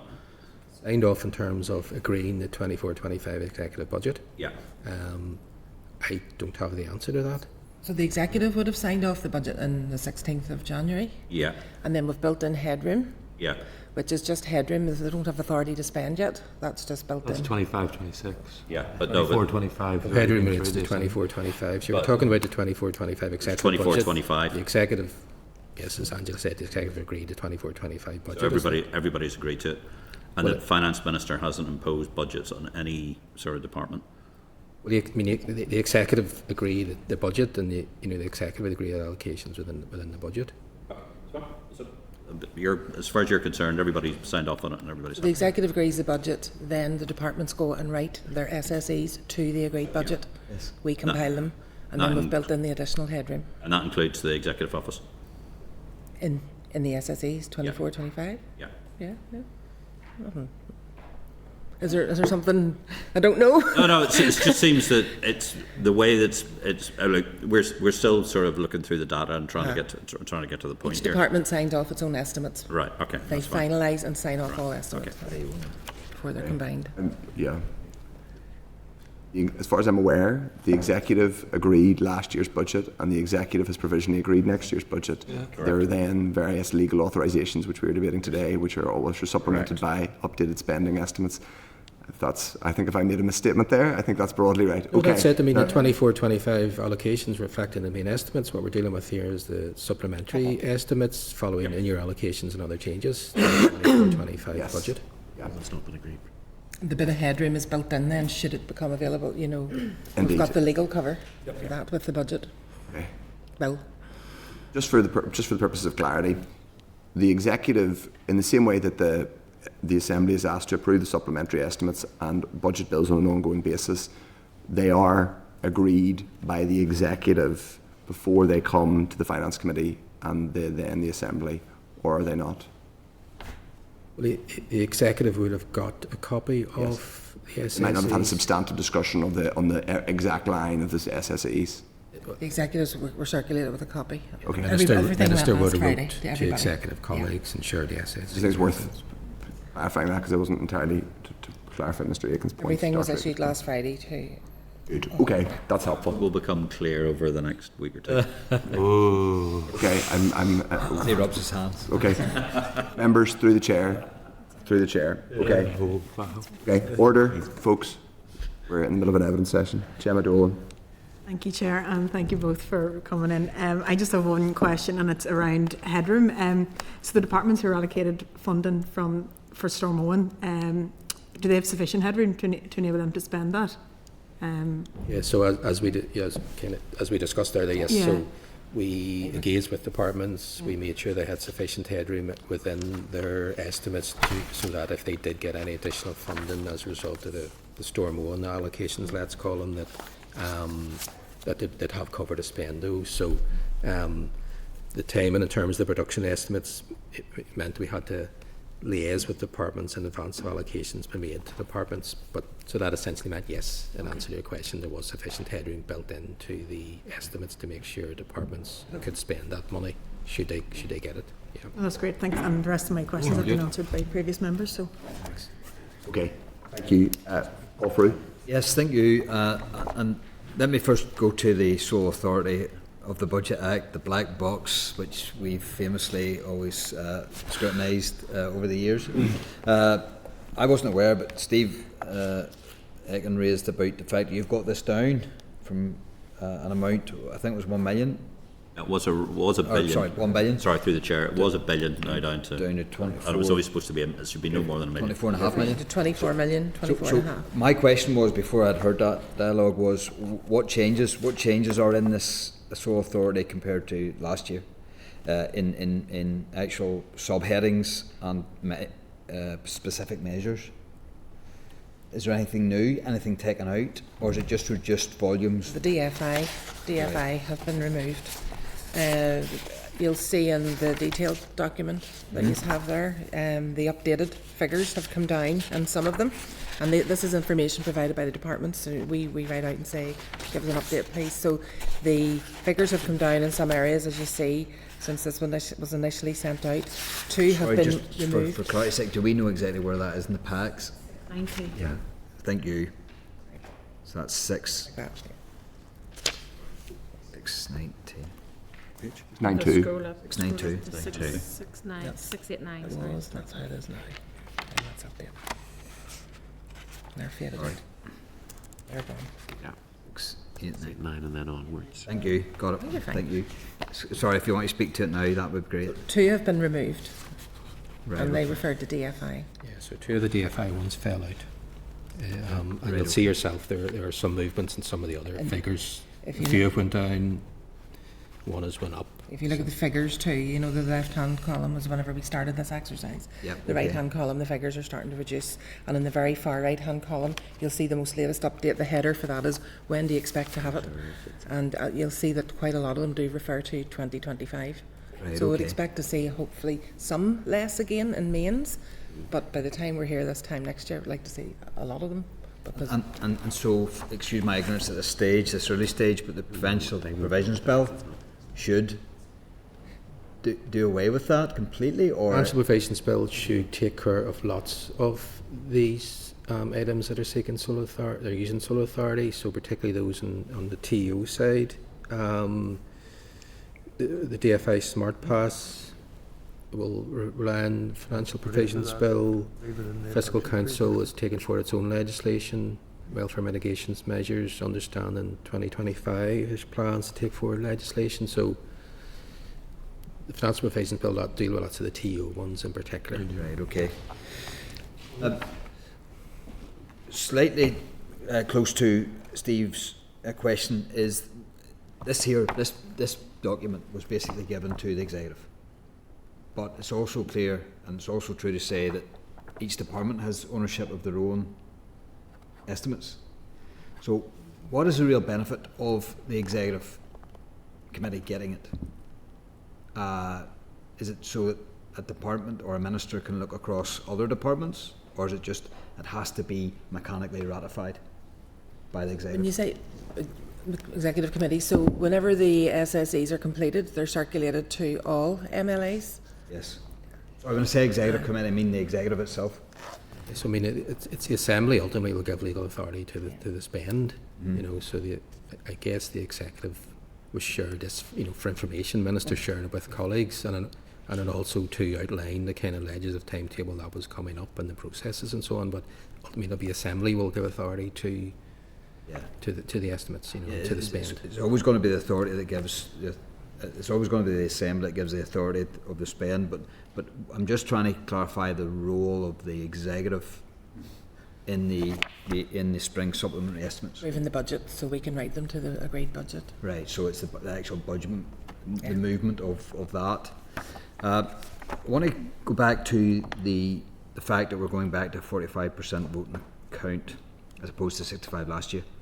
And it's not so much about how much departments will spend, it's how quickly we can get the budget bill through. So are we sure that with the issue around national insurance contributions, which we can't really quantify as yet, that departments won't start running out of money? Because some of the departments here employ a lot of people. So are we sure that there is enough headroom in a 45% vote on account, and that we can get our budget bill through in time? Well, I mean, in terms of, I mean, the budget bill is coming through relates to 24-25 in the spring supplementary estimates. Yes. So if you're talking about, you know, next year, as I said earlier, increased national insurance costs will be an additional pressure that departments will have to manage. You know, those pressures will be spread throughout the year. The 45% is to give departments sufficient capacity, you know, to keep services going until such times that the main estimates come forward, and that if that budget bill gets Assembly approval in and around June, July time. Mm-hmm. So for 24-25, this is just sort of signing off that financial year. For 25-26, we're in a better position this year now because we've got a draft budget approved. Yes. And I think it's the 13th of March is when the final budget. So that means there's less of this rush to get these estimates done in time. I mean, this time it was a concertina to try and get these out on time. It really was. But now we know we're in a much better position than we were last year. So there's nothing to stop. You know, very soon we can kick off and commission the main estimates. Hopefully have the lovely timeline that we all would love to have, yes, and get it to get them processed and get them to everybody in good time. So, you know, you would like to think that they would be through well in advance of the 45% budget in respect of the. And I'm sure I've asked this question. I'm sure I've asked this question last year. But so some of the bodies, like for instance the Northern Ireland Authority for Utility Regulation, which is a government body which doesn't sit in a department. How do they come to their estimates? Right, their budget. I mean, in the same way, essentially. I mean, you know, the process of arriving at estimates is they're treated in the same way as other departments. But their budget's agreed separately. Yeah, I mean, the budget is agreed separately, the estimates process is the same. Yeah, so estimates is just a matter of fact, I suppose, which is wrote up. But then going forward with regards to a budget settlement, who actually fights for them? budget itself? Yes. The budget process? Yeah, so who actually, in that executive, who actually fights for the utility regulator with regards to how much money they think they should need? Right. So That's for the utility regulator to determine how they, make their representation in terms of getting an appropriate budget for the the year ahead for what it needs. So are we saying that they bid, basically? So they in a bid? way, yeah, in a way. Yeah. Yeah. And what's been the differences between, let's say, the utility regulators' bids over, let's say, the last 6 years and what they actually get in a budget line? Is it a trend? I wouldn't have the detail. Maybe we can come back to you. Absolutely. I think that might be information that we could ask if people specifically want that. But that's in relation to one body, sure. The Department of Economy.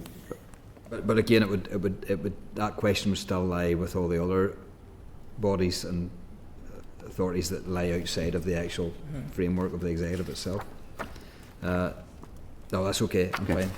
Okay. No members have indicated that anybody else wishes to ask a question. I just want to clarify, because we've talked a lot of cross purposes about things today, and if anyone watching this might be slightly baffled as to the different meanings.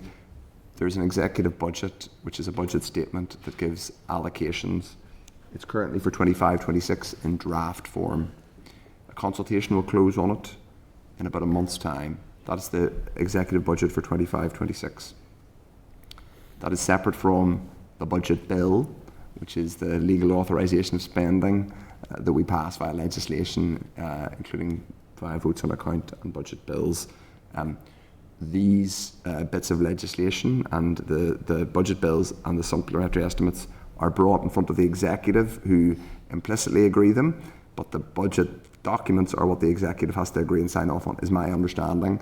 The way I've always understood the way this works, but I think the average punter who's watching this might be slightly confused, so I think it's just worth clarifying those terms. So those are two different things. There's a budget statement which is in draft form, which sets out headline allocations for the next financial year, which I think is what Dr. Aiken was talking about. No. Okay. Who he was? No, you weren't? He was talking about final. You were talking about the final plan for 24-25. Okay, you were talking about the final outcome for 24-25. Okay, fine. I just think it's important that we clarify for people watching what we're on about. I know exactly what I'm talking about, Chair. Okay. Thank you for your evidence, folks. Thank you. Members, we have a couple of bits of follow-up action that the clerks will capture. I don't think we actually have anything particularly significant. We have a couple of things to pick up, Chair, that members have asked for around various specifics for particular departments, like communities, stuff around the utility regulator, so we've all made notes on those, so we'll ask for those. I imagine they'll go into DOF because they aren't necessarily going to be figures that supply side can give to us. Yeah, of course. Those will be referred back into Joanne's wider realm of officials, and we will get those answers. So, members, we have a statutory obligation under legislation to give our agreement or not give our agreement to accelerated passage. So we will come on to that now. The ministerial correspondence indicates that the budget bill will be introduced on Monday, 17th of February. If the committee is content to grant accelerated passage, this needs to be confirmed in writing to the Speaker on or before 18th of February. I think it's worth just pointing out for the purposes of this, because it comes up every single time we debate this, that I don't think a budget bill has ever not been granted accelerated passage. And the budget bill is not the same thing as approving or not approving the budget statement, but I just think it's just worth putting that on the record. So, members, to move to the formal bit, and members may wish to divide or make their views known on it. So, members, understanding order 42.2, the committee must decide if there's been appropriate consultation with it on public expenditure proposals contained in Budget Bill 2025. If the committee is content, accelerated passage for the Budget Bill 25 will be granted, and I shall write to the Speaker accordingly. So, if not, then there will be a full-blown committee stage and a delay in approving in approving these. Now, there's then a debate about the meaning of that, but that's we end up debating this every single time. But I'm not going to give people an opportunity to discuss this if anybody wishes to come in before I put the questions in. But just go in, Paul Frew. I understand why we give accelerated passage to the budget process, and ultimately I'm not uncomfortable with it. What I am uncomfortable with is the actual wording that we use, which we have to use because it's Northern Ireland Act, that says we have, and you'll read it out again, Chair, we have had appropriate consultation. We haven't, but we still have to, we still have to go through accelerated passage, so I always protest at that, the wording itself. Indeed, and appropriate consultation is, there's a difference between us being satisfied that it can move forward without us having to say that, because that implies that absolutely every piece of consultation, so that may be something we want to debate at further at some stage. Jerry Carroll. Thanks, Chair. I briefly mentioned it with officials, but I want to register my objection to accelerated passage. I think there's not enough time to look at what we're voting through, and this has been a too common theme. It happened again with a separate piece of legislation this week. So I want to register my opposition to this committee giving accelerated passage to the budget bill. Okay. Does anybody else wish to make any remarks? No, Chair, I'm content, and I think your explanation of what we're actually voting on is useful, rather than what members may wish that we were voting on. So, can I ask if members are generally content, if anybody wishes to record that they don't agree to accelerated passage, we can reflect that rather than moving to a formal division. I think Jerry Carroll has indicated he's not content with that. Does any other member wish to indicate they're not content?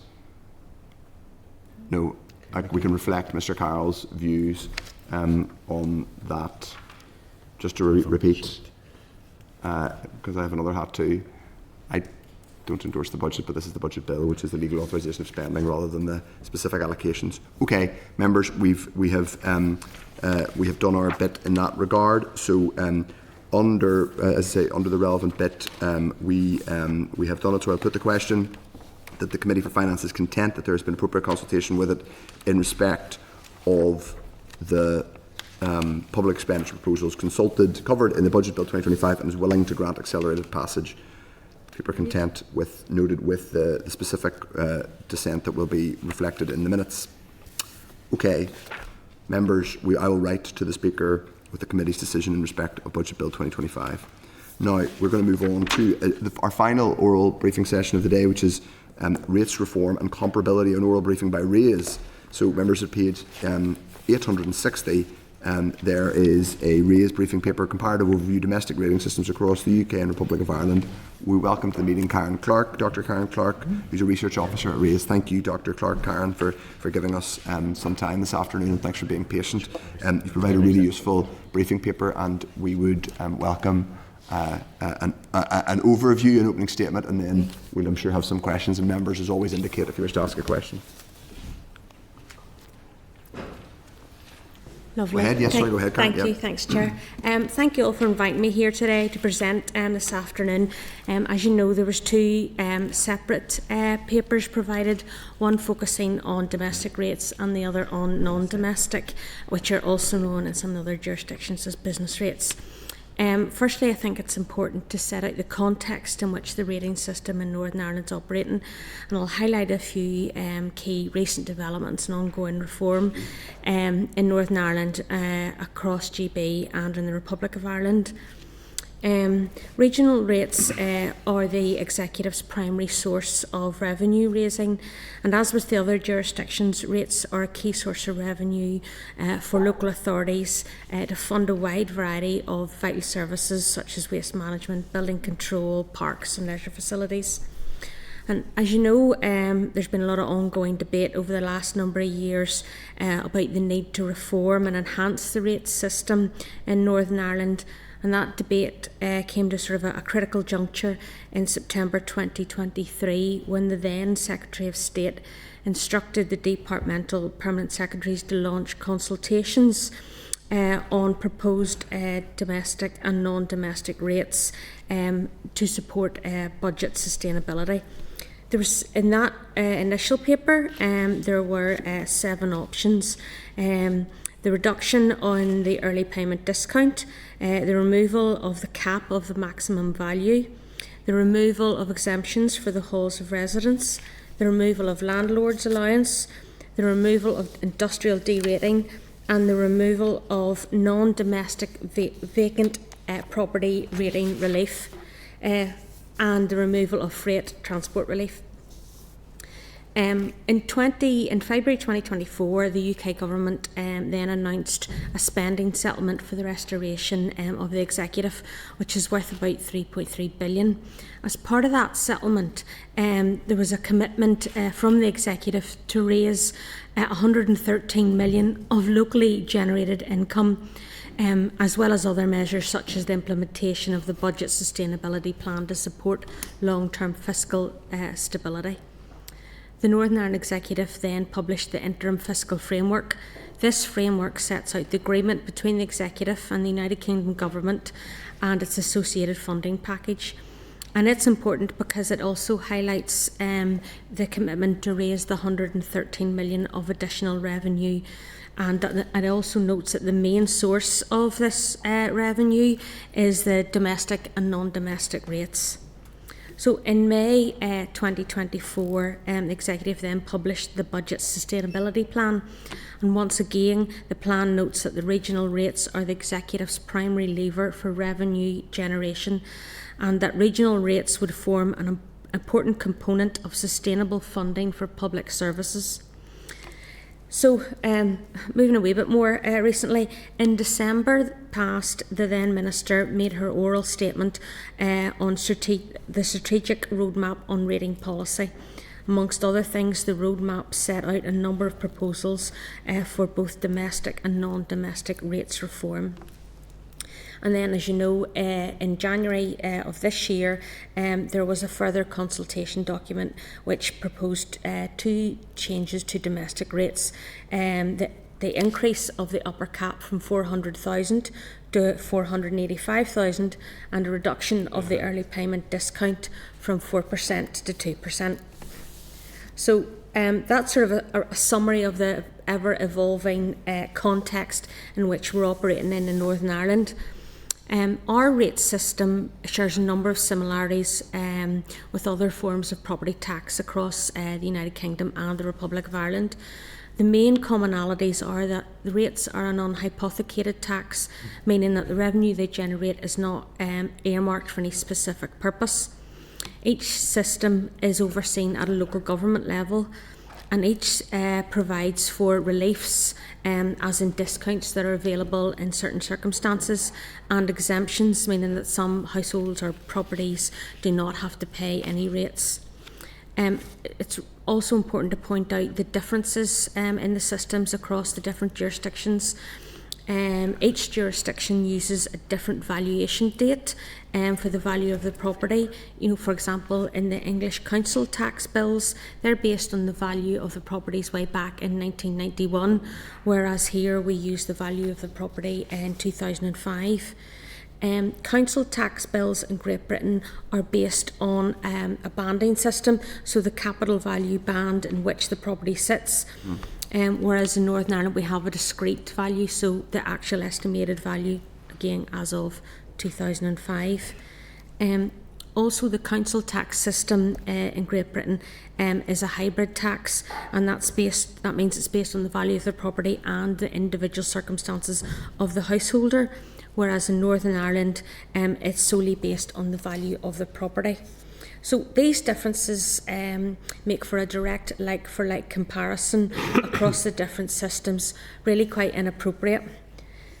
If we then go on to consider domestic rates more specifically, in Northern Ireland, our rates bills are calculated using an equation of the capital value of the property, and as you know, that's assessed by the Land and Property Services, and a multiplier, which is also known as the poundage. In Northern Ireland we have 2 poundages. There's a regional poundage and the district council's poundages. Now, the district poundages do vary quite a bit, The lowest is in Lisburn and Castlereagh, and that's 0.36p. And in Armagh, it's 0.5p, so half a p in old money. And in England and Wales, domestic rates, what we would call domestic rates, are referred to as their council tax, as mentioned before. And although they are an equivalent sort of tax, they are so different and they're applied so differently, it's difficult to make a meaningful like-for-like comparison. In England and Wales, the value of the property is taken into account when calculating the council tax bill, but so are other issues such as the individual circumstances of those living in the property. And again, they're based on band values. So there's 8 bands for council tax in England, up to a maximum of 320,000.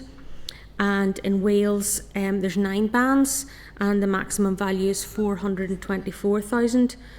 In Scotland, there's 8 bands, up to a maximum band of 212,000. And again, like Northern Ireland, the GB jurisdictions also apply a multiplier or a poundage. In the Republic of Ireland, they use a local property tax system, and that's again a valuation band multiplied by a local adjustment factor. There are 19 value bands in the Republic of Ireland, so it's not a discrete value, but it's maybe a bit more accurate than what is used in GB. And the maximum property value is 1.75 million. So there's quite a range across the jurisdictions. And if we consider, I suppose, just point out some of the average bills. So in Northern Ireland, the average domestic rates bill is each year is £1,112. In England, the council tax is £12,171. Sorry, did I say 12,000? Sorry, 2,000. A bit of a difference. 2,171,000. In Wales, that's 2,024. In Scotland, it's 1,310. And it's calculated slightly differently again in the Republic of Ireland, but their median bill is €945. But again, I suppose I should highlight the differences in these households, because each household across each jurisdiction doesn't get the same level of services for the taxes paid. You know, for example, local authorities in the Republic of Ireland are not responsible for waste removal, you know, the bins collection. That's run by private sector providers that, you know, is therefore an extra bill for the households. As I mentioned before, there's been a number of ongoing developments in relation to rates and rates reform in Northern Ireland, particularly over the last couple of years, and there's been a lot of reform going on across the other jurisdictions. The Welsh Government is also in the process of reforming council tax, and it held its own consultations in 2023 and 2024. And as part of that, they're seeking to refine their 53 categories of reliefs and exemptions. And they're also hoping to enact the Local Government Finance Act of 2024 that will allow them to do more frequent valuations, making the domestic valuations every 5 years. The Scottish Government is also in the process of amending its own council tax system, and it's expected to announce a timeline for fundamental council tax reform in the very near future. It had a consultation process in 2023, and it set out quite a range of proposals, including one to increase the tax rate on higher value properties. In addition to this fundamental review, the Scottish Government has made some amendments to existing council tax legislation, empowering councils to double the rate on empty homes and second homes from last year, from April 2024. And their stated aim for this was to alleviate housing pressures in some areas and to ensure that councils can prioritise homes for living in. Is the Scottish Government policy, or it's? This is new powers that they have New powers, allowed. okay. Yeah, that they have allowed their local councils to apply when they see fit. Okay. Scottish Government are allowing councils in Scotland to take these powers. Yeah, yeah. And as I said, it'll be most likely for areas where there's pressure on housing. So I suppose a summary of domestic rates. You know, each jurisdiction has different structures and processes in place for local domestic tax collection. Northern Ireland is the only region in the United Kingdom that still applies a rating system in relation to both domestic and non-domestic properties. It's also the only jurisdiction that uses a discrete value to calculate the bills, with the other jurisdictions using bands. So each jurisdiction also operates its own system of reliefs and exemptions. And while many of them are very similar, such as reliefs for disabled people or those who live alone, each relief and exemption has been applied differently in the different jurisdictions.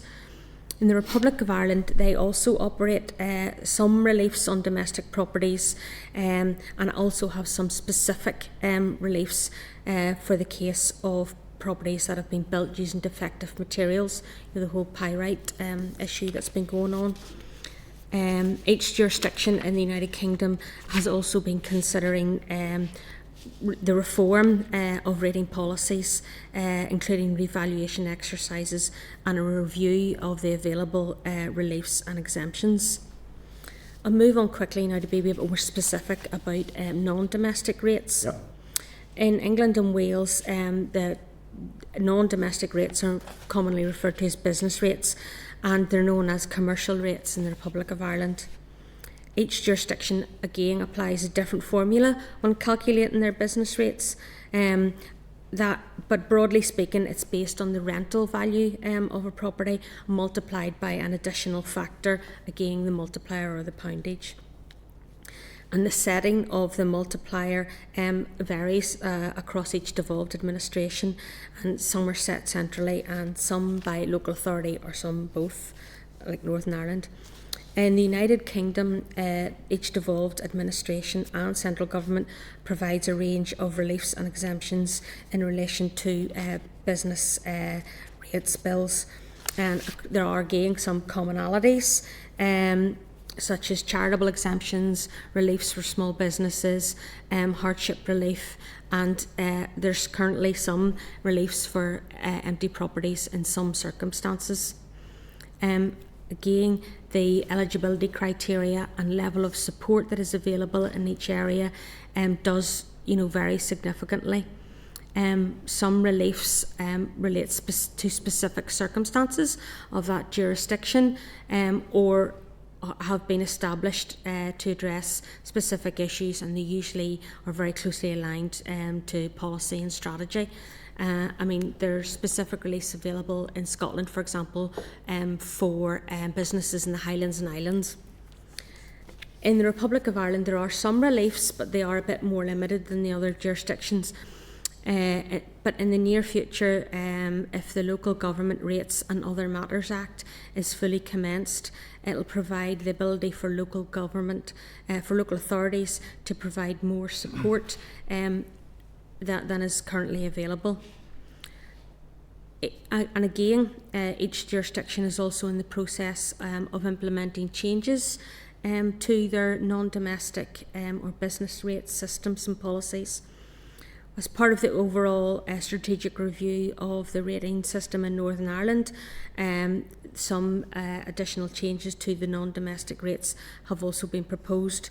The strategic roadmap on rating policy that I referred to earlier includes a number of proposals for the reform and refinement of non-domestic rates in Northern Ireland, the removal of industrial derating, the removal of non-domestic vacant relief, the removal of freight transport and exemption, and the removal of the exemption of student halls of residence. In October 2024, the Chancellor also announced proposed reforms to business rates in England, and they include an intention to introduce permanently lower multipliers for retail, hospitality and leisure properties with a rateable value of under 500,000, an intention to fund this sustainably via higher multipliers on properties with a rateable value of over 500,000. And it was envisaged that this would include, the majority of large-scale distribution warehouses, such as those used by the online giants. The Retail, Hospitality and Leisure Relief Scheme will be extended for 1 year, and it will retaining the existing eligibility criteria, but it reduces the level of relief that's available from 75% to 40%. And there's also an intention to protect the smallest properties by freezing the small businesses multipliers. It's important to point these out because relief schemes are subject to Barnett consequentials. This means that the overall budget to devolved administrations is adjusted when schemes are implemented or adjusted in England. For example, when the Chancellor announced in 2024 that some rates relief schemes will be reduced from 75% to 40%, this will result in a corresponding amendment to the Barnett formula. In 2025, Wales also enacted legislation to allow them to reform business rates. And the reform that they're looking at is to increase how often the values of properties are updated to every 3 years, to provide them with additional flexibility to make changes to reliefs and exemptions, to close tax avoidance arrangements and to increase the ability to tackle future avoidance in a more responsive way, and to enable improvements to the information provided by ratepayers. As I mentioned before, there's also a lot of reform going on in Scotland, and that also relates to non-domestic rates as well. So the Scottish Government has proposed the following amendments for 2025 and 2026, and that's that the revaluation of properties will now occur every 3 years instead of every 5. Rateable value assessments are now based on rents 1 year before the tone date is set. There's 100% relief for hospitality properties on islands and some specified remote areas. An additional 40% relief for hospitality properties with rateable values of up to 51,000. And new regulations have been introduced to tackle anti-avoidance practices. Also, there's relief for telecommunication masts and relief for renewable district heating programmes. The Republic of Ireland has also reviewed and implemented some changes in relation to commercial rates. The amended legislation came into force in January last year, and there's a few key changes that were included in that. Failure to pay rates before the completion of sale is now a criminal offence. Failure without reasonable excuse to notify the local authority of change to a person liable for rates is also a criminal offence. The sale of owner-occupied property will trigger a notification obligation, and any charge for unpaid rates falls away on the sale of the property. Unpaid rates remain a personal liability of the vendor. So, in summary, there's been a lot of reform going on in relation to both domestic and non-domestic rating systems across the United Kingdom and the Republic of Ireland. The differences in the jurisdictions, it's constantly moving, constantly evolving, and I think it will continue to do so for a number of years. Each jurisdiction has a range of reliefs and exemptions, and in England that reform is focused on supporting small businesses and the high street, with continued reliefs for retail, hospitality and leisure. I think it's also interesting to note that in Scotland, Wales and the Republic of Ireland have introduced and strengthened regulations to support anti-avoidance of rates in order to maximise the level of revenue that can be collected. So really that was a whistle-stop tour of domestic and non-domestic rates. As you can see, it's ever-evolving and very different across each jurisdiction. Well, thank you very much, Karen. That was really helpful, and it's going to be a really useful paper, I think, for us going forward. It's going to be something certainly I'll return to. Just on a couple of other members, obviously, indicate should you wish to come in. As you say, there's like ongoing. It's like rates is an area where administrations tend to constantly review it, and whether that's a revaluation or seeing how reliefs work. Would it be fair to say that we're not actually doing very much in terms of actual reform yet? There have been consultations. There was a consultation obviously put out by the Secretary of State when the institutions weren't here. There's now a consultation on 2 specific potential changes, but there's no policy intention that's been agreed by the executive, but there's no actual reform agreed or about to be implemented here. Well, there's a re-evaluation exercise is in process for non-domestic that Land and Property Service are doing, and I think that'll hit bills. I think it's this April that's due to hit. That's a revaluation, which is a good thing, but that's not a reform of a relief or a structural change. Well, across all the jurisdictions, I mean, they're all at different stages, if you know what I mean. For example, in one respect, England, you could say they're way behind because they're still based on prices from 1991. But it's a band. If it's relative, it doesn't matter as much if it's a band, because you move up a band. You just move because it's always about the relative. Yeah, although their top band for English prices, you could argue, is quite low. So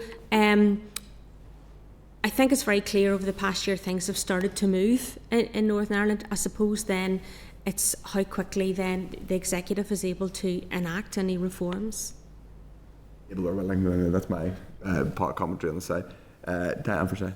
Thank you, and thanks very much for that. It's a really useful, evidence-based piece of work that I think we'll refer to, time and time again. Just a couple of questions, or comments around it. Across the different jurisdictions, did you get any sort of insight as to levels or disparities in indicative fraud when it came to rates reliefs or convictions around that? Fraud, for the rates reliefs? No, it wasn't something I looked at specifically, but I didn't come across anything relating to fraud. It was more about avoidance and non-payment that came up. I suppose fraud could come under that category as well. There was one.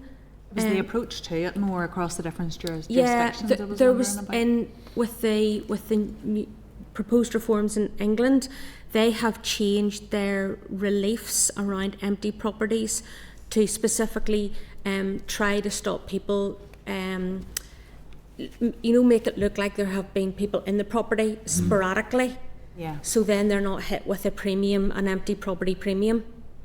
That was one of the aims of one of their reforms. Although I suppose that is a form of fraud, but the word fraud wasn't specifically used. Yeah.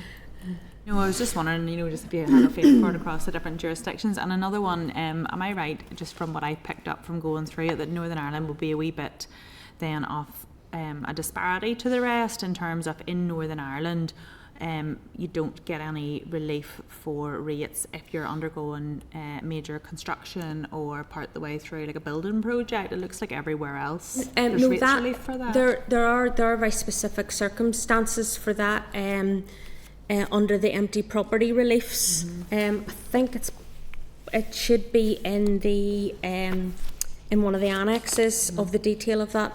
But I think there's definitely empty property reliefs for when the property is uninhabitable for different reasons. Yeah. No, okay. Thank you very much. Appreciate it. Okay, Philip. Thank you very much for that. That was really, really useful. And a moving and evolving picture in other parts of these islands, though not so quick here in Northern Ireland. I just wanted to pick up one issue. When you were doing your research, was there any evidence that you found in terms of district councils setting their district rate, which required then approval by either the devolved legislature or by Parliament. And if it was at a certain level? In England, there's certainly, and I think in England and Wales, there's levels, there's parameters at which they are allowed to set. Actually, in down south as well, there's certain levels at which they're not allowed to go above or below. Okay. Yeah. They can set it, I think. I might be, you would double check them to take my word for it, not they would. I think the Secretary of State in Whitehall has the power to set a rate above which there has to be a local referendum for council tax in England. That's right. Okay, thank you. Okay, would anybody else wish to ask a question? Okay, grand. Thank you very much, thank you. Karen. We really appreciate your time, and we will use that research going forward. It's most useful. Thanks very much. Now, we'll go back to 16 for item 7. Okay. Now, members, we're going back to an LCM on the digital assets bill. And Hansard, if people are content, will record and report this. So this is page 10 of the tabled pack, members. This legislative consent memorandum relates to the property digital assets bill, and it's been formally laid in the business office. It can be found at page 10 of the tabled pack. The Department is proposing to extend the provision of the bills to Northern Ireland by way of an LCM. Members will recall from previous consideration of this matter that private law principles and associated rights which relate to personal property traditionally divide into two categories: things in possession and things in action. This bill seeks to give recognition and protection to new types of assets such as cryptocurrency. This third category of personal property will allow courts to develop common law with a focus on the characteristics of things within that third category and of the legal treatment that should be afforded to them. The then Finance Minister, Dr Archibald, wrote to the committee indicating that she was agreeable to extending this bill to Northern Ireland via LCM, given the legislative constraints and current Assembly mandate schedule. The Minister also indicated that the Department would be carrying out a short engagement exercise with local stakeholders. Following receipt of a written briefing addressing various queries, the committee held an oral evidence session with officials on the 20th of November.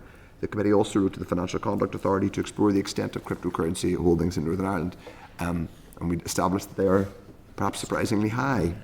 We can maybe factor that into our financial services inquiry. Since that time, the Department has forwarded the committee 2 responses from its consultation, both welcoming the LCM, one from the Law Society and the other from Federation of Small Business. They're included page 231 and 234. So, they're in the main meeting pack. So, members, I'm going to put I'll ask members first of all, any comment to make, or anyone wants to raise. So, if we are content, then I will move to support, or we'll move to ask the people to ask the committee whether we are content in seeking the Assembly's endorsement of the legislative consent motion. Quote, that this Assembly endorses the principle of the extension to Northern Ireland of the provisions of the Property, Digital Assets, etc. Bill as amended in the House of Lords on the 3rd of February 2025, dealing with territorial extent as contained in Clause 2 of the Bill. Agreed. I would just say, to return to a favourite topic of mine, it may be one that we want at some point to ask the officials again whether they think this is the kind of thing which should be dealt with by the Justice Department. Because this is not coming to us because it's a financial matter, it's coming to us because it's to do with a matter of civil law, and I think the Department of Finance has enough to be doing, quite frankly, as we have been discussing today. And that we have very able officials dealing with matters of civil law, which are properly, in most other jurisdictions on these islands and elsewhere, a matter for justice departments. Okay, so if members are content, we will draft, they're content, there is a draft report in there covering the committee's deliberations, and that's at page 14 of the tabled pack. Yes, any typographical and formatting errors in the report will be amended at the final proofing stage. And any members, if they have any amendments to the draft report, either now or they wish to send through to the clerical staff, they can do. So members, I will actually just proceed through the report because we have to provide give formal agreement to the report. First is the title page, committee membership and powers, table of contents and list of abbreviations. So are members content? If so, I'll put the question. Are members content with the title page, committee membership and powers, and that stands part of the report? Content.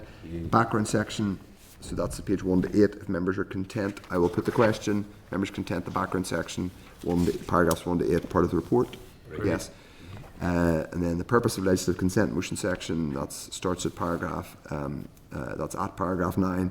I'll put the question, are members content that the purpose of the legislative consent motion at paragraph 9 stand part of the report? Agreed. Thank you. Agreed, okay. The next is the committee consideration of the LCM, and that's at paragraphs 10 to 36. Are members content that committee consideration of the legislative consent motion section, paragraphs 10 to 36, stand part of the report? Content? Conclusion is at paragraph 37. Are members content that the conclusion of paragraph 37 stand part of the report? Yes, okay, content. Appendices, which is at page 29 of the tabled pack, they will be updated in due course with Hansard transcripts from the discussion, the deliberations we are now having. Are members content that the appendices stand part of the report? Yes. So, members, are you content now that we've agreed that it will be published on the committee's webpage and the link issued to all MLAs in advance of the debate on the LCM, for which we do not have an indicative date yet, I don't believe, but it would be too far away. No, but we have a set of timescales, Chair, that we're working from, and the department is aware that we were going to seek to get committee approval today, so it allows them then to work out their timescales now that we have that. They can't bring the motion less than 5 working days after committee agreement, so it won't be on the next order paper, but potentially could be in the one after that. Okay, great. We've done that. If you want to go back to page 11. Yes, page 11, took it to item 5. Okay, members, we're now going to go back to finish off some of our matters arising. The first matter arising is one that's quite significant and has prompted discussion in this committee before. Members, at page 82 of the meeting pack, you will find a further detailed response from the department on sickness absence in NICS HR and other related matters. We discussed this on the 10th of December 2024. In fact, we've touched on it since. And in that response, you will find, which is dated 7th of February, you will find lots of information. It's at page 82 of the pack, as I said. The committee highlighted it intends to introduce a new single sickness absence policy, and engagement on that is expected to start in late February. A new health and wellbeing strategy and action plan was launched in January. This is being based on benchmarking and best practice. NICS HR has also developed a diagnostic tool based on benchmarking and best practice. Copies have been provided starting at page 152 of the meeting pack. The department has also highlighted activities including the sickness absence toolkit, quote, management of sickness absence courses, and various other things. That's at page 163. Other details include the Mental Health Forum, initiatives to strengthen the role of occupational health within the civil service, confirmation that there are no agreed targets, repeat that, no agreed targets to reduce sickness absence levels, and I'm going to return to that myself and link the no reduction target with benchmarking. Intrigued is the point of benchmarking if there's no target to follow on from the benchmark. And evidence that benchmarking and best practice is being considered in the department's work. In relation to comparable data, officials point towards the 23-24 NISRA report, which we have considered before, but is helpfully pulled out, the helpful table comparing sickness absence, which we've talked about before, to other neighbouring jurisdictions.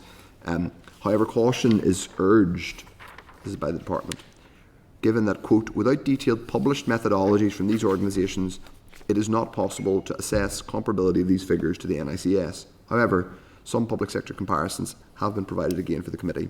DOF also points to societal trends and research which shows that a high proportion of people in Northern Ireland have a long-term health condition combined with an ageing population.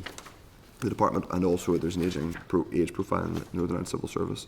The department also indicate that a standardised delivery model for NICS HR employment, employee relations staff in relation to sickness absence, as well as discipline, grievance and dignity at work is currently being developed. Now, members, I am not satisfied with this response. It's a very long response, but I think the length of it is in inverse proportion to the how convincing it is, I'm afraid, and I think it's something that we need to be alive to talking about in the future. Not necessarily because we should be implying or thinking that everybody in the civil service is, that this is a kind of a sick note crisis, but rather that there are clearly very high levels of sickness absence in the Northern Ireland Civil Service. There's a few points I just wanted to raise that occurred to me looking at this. First of all, there do appear to be, what on their face, but this is perhaps unfair, appear to be contradictions, because it says that and it's mentioned in the notes that I just read out, that there will be that sickness absence policies are currently under review, that there will be a new policy, and that engagement with key stakeholders is expected to commence in late February. But it also says later on in the response, when asked in response to the question if the department has a strategy to bring down the level of sickness absence, it says, quote, "The next People Plan 24-25 is currently in place, which outlines the changes we are committed to making over the past year. Committed to making over the past year to attract, retain, and develop colleagues." And then the next question is, has the department identified an acceptable target it is aiming towards for the level of sickness absence in NICs? Answer: there are no currently agreed targets to reduce sickness absence level in NICs. I think at the very start of this response, we have a statement which is, we're going to have a new policy and the policy is under review, and then later on we are told, well, effectively we have a standing policy and kind of nothing to see here, which doesn't fill me with a huge amount of confidence that this exercise is something that is about what this exercise is. So I would like more information about what it is, because if I was being cynical, I would say, and I'm not, but like you would say that the commitment to do a review is something that has happened in response to us asking the question. Maybe that's not a bad thing, but when you read a few paragraphs further down and to the actual answers to the detailed questions, there are no targets, and there's a kind of, the implication seems to be that there's an existing policy and kind of nothing to see here, which is concerning. I would just also add, and I do think it's important to point out on this methodology point, the idea that we can't directly compare. We're not comparing like for like when we look at absence data from other civil service and council workforces, which is figure 6 from an ISRA document that's pasted into to the response. Helpfully, I have to say, pasted into the response, and we've discussed it before. NISRA are a accredited statistics body. They have decided to put these statistics in, so surely they have taken a view that there is some statistical value in this information being included. So in that sense, I'm not sure it's for the department to tell us that these are not statistically useful comparisons. So I think we may want to ask NISRA whether they think that these are, if the department is telling us they don't think that there's some question over whether these numbers are directly comparable, I think we should ask NISRA whether they agree that there's a question, and if so, why did they put them in in public statistics that they published. We've talked about this before, but just to go back, NICS does have by a very clear margin. We are 1/3 higher in terms of our. We're actually nearly 50% higher than the UK Civil Service, the Scottish Government, or the Welsh Government, and even at local council level. The absence numbers are coming down at local council level here, and we were higher when the Republic still published data. We were higher than them too. It is strikingly high, and I don't think the answers we have fill me with confidence of the seriousness with which NICS is taking this yet. But I'll open up to comments from members. Diane, for say. Yeah, thank you, Chair. So, going back to, what was previously reported, £44 million was the cost of sick leave to the Northern Ireland Civil Service in 23 or 24. It has increased, and we're now looking into 24-25, and all the data is showing that it's going to be up again.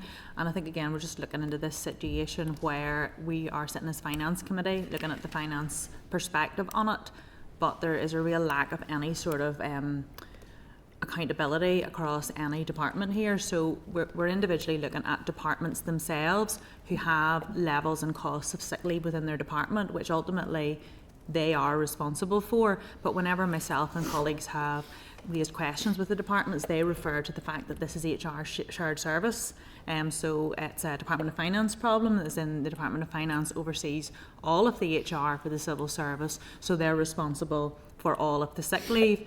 And it just feels like, there's a lot of buck passing going on, and to refer to these comments in the response. They've no targets to reduce this £44 million a year. They have had no attempt to explain the cultures that they've identified, and they've a standardised approach, nothing specific, whereas in every single department they've got their own cost of their sick leave, they've got their own cultures, and no individual department seems to see that they have a responsibility to deal with that in their own department and are referring back to the Department of Finance. And I don't think that it is the Department of Finance's responsibility to look at all of the sick leave for everyone, but at the same time they're holding the data, so there should be a degree of oversight with targets.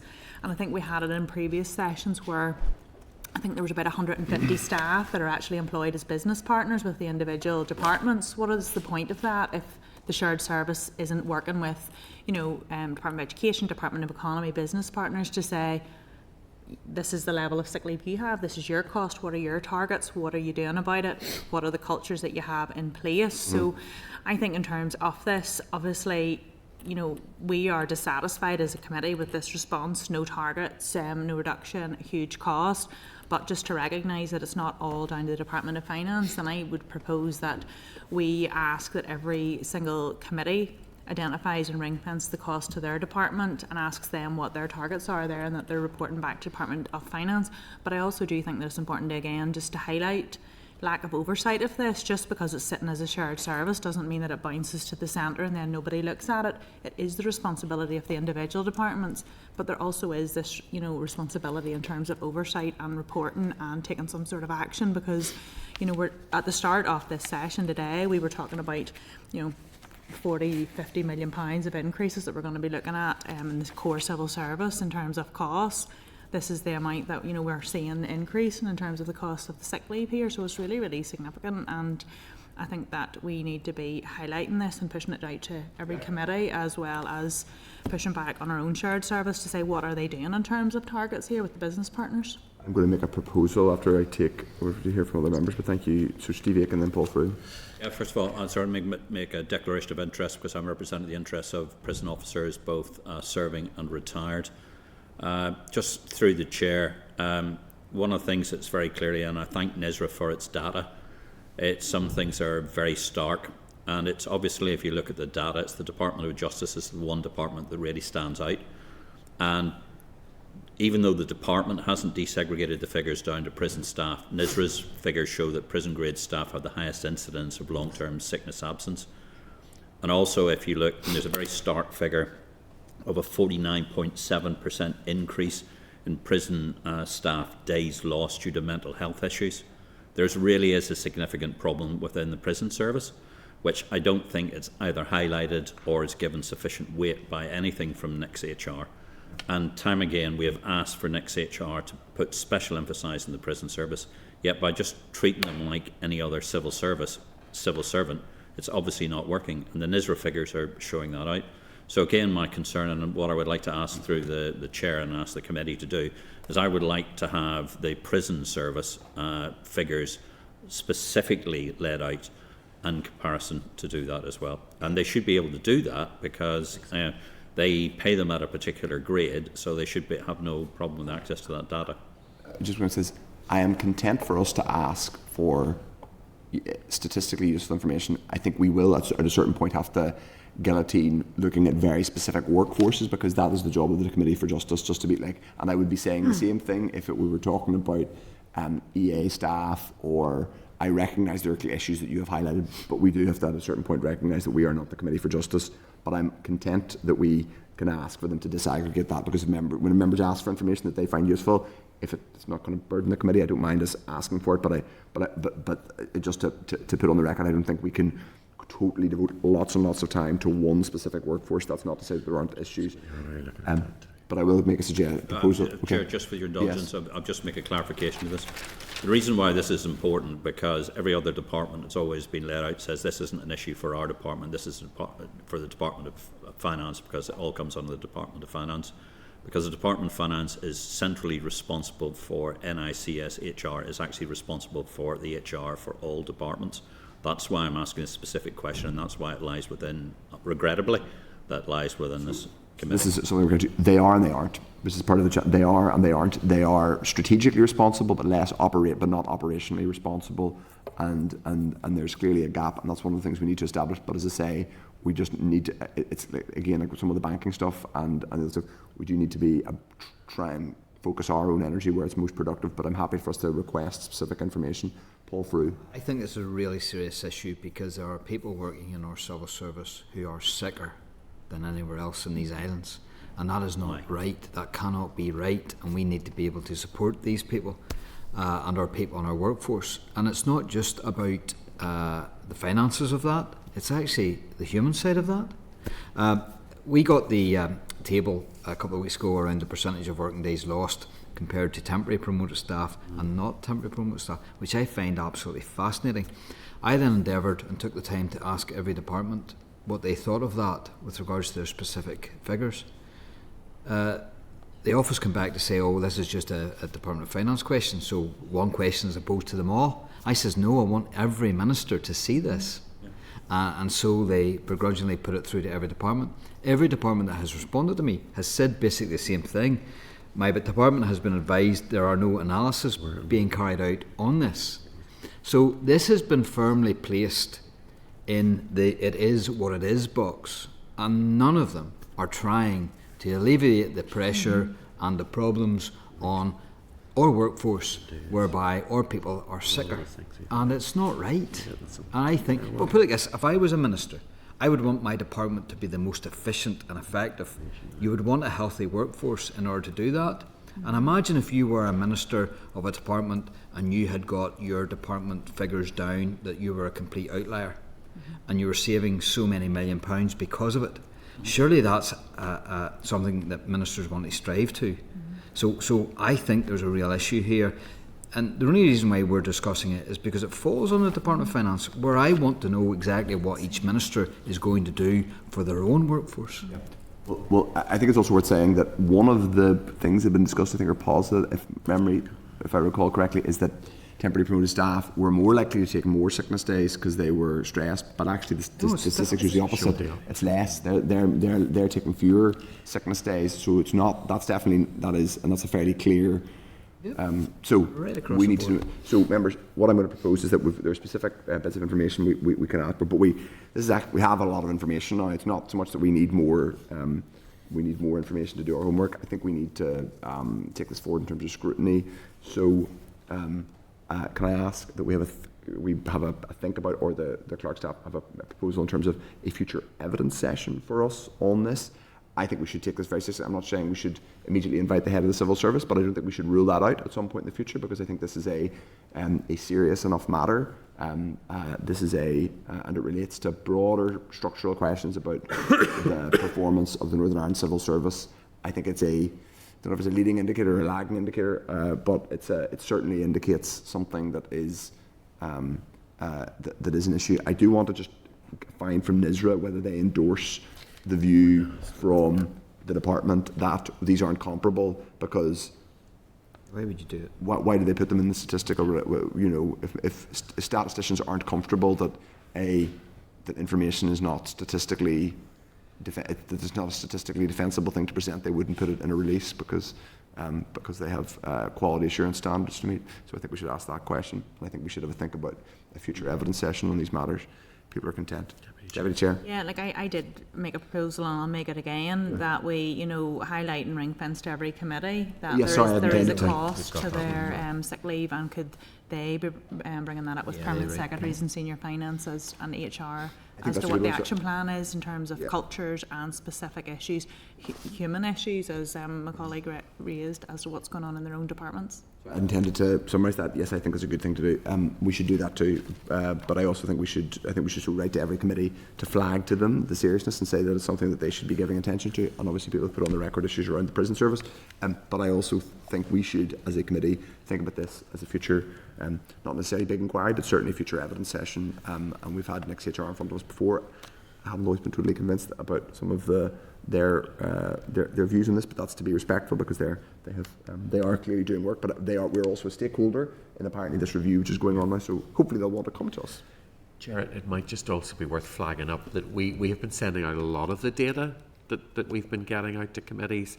Committees have then been trying to address that with their own departments, but they're often being referred to DOF. Yes. So there's a circular issue there that I think if members are content, we will reinforce the point in the letter that these are issues that can be addressed directly with the departments themselves, because they're clearly getting pushed back to DOF. Herein lies the cultural issue. Through the chair, everyone, yes. Just a quick one. I just wonder if it would be an area that we as a committee should bring to debate onto the floor, because I think that's we should hold that as an option in reserve. But certainly, I think if we get the information we're asking for, write it to other committees, but also the clerk staff, have a think about a potential future oral evidence session for us in the weeks and months ahead. We can then think about whether it's a debate.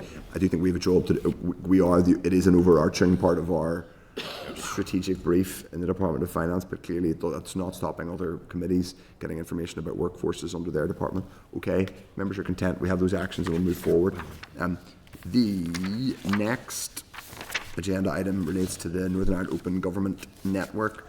At the meeting on the 4th of December, we received an oral briefing from the network. A number of follow-up issues were raised and a response was considered at the meeting on the 22nd of January. At that time, the Departments of Justice and Health had not proactively published statistics for 2023, with their latest statistics dating from 21 or 22. However, this has now changed and the Open Government Network has updated its evidence in this regard. So members, that's to note that additional information and also agree that the revised evidence and FY performance across departments is received, that we received is forwarded to other statutory committees. People agreed? Okay, the next agenda item is the table of primary legislation, which we have been talking about in different forms today. At last week's meeting, members asked for an update in relation to the bills expected.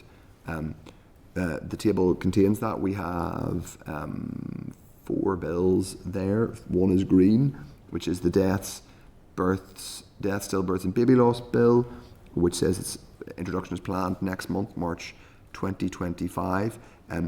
We have asked for the department to keep this updated and send us a return on this by end February. The clerks will speak.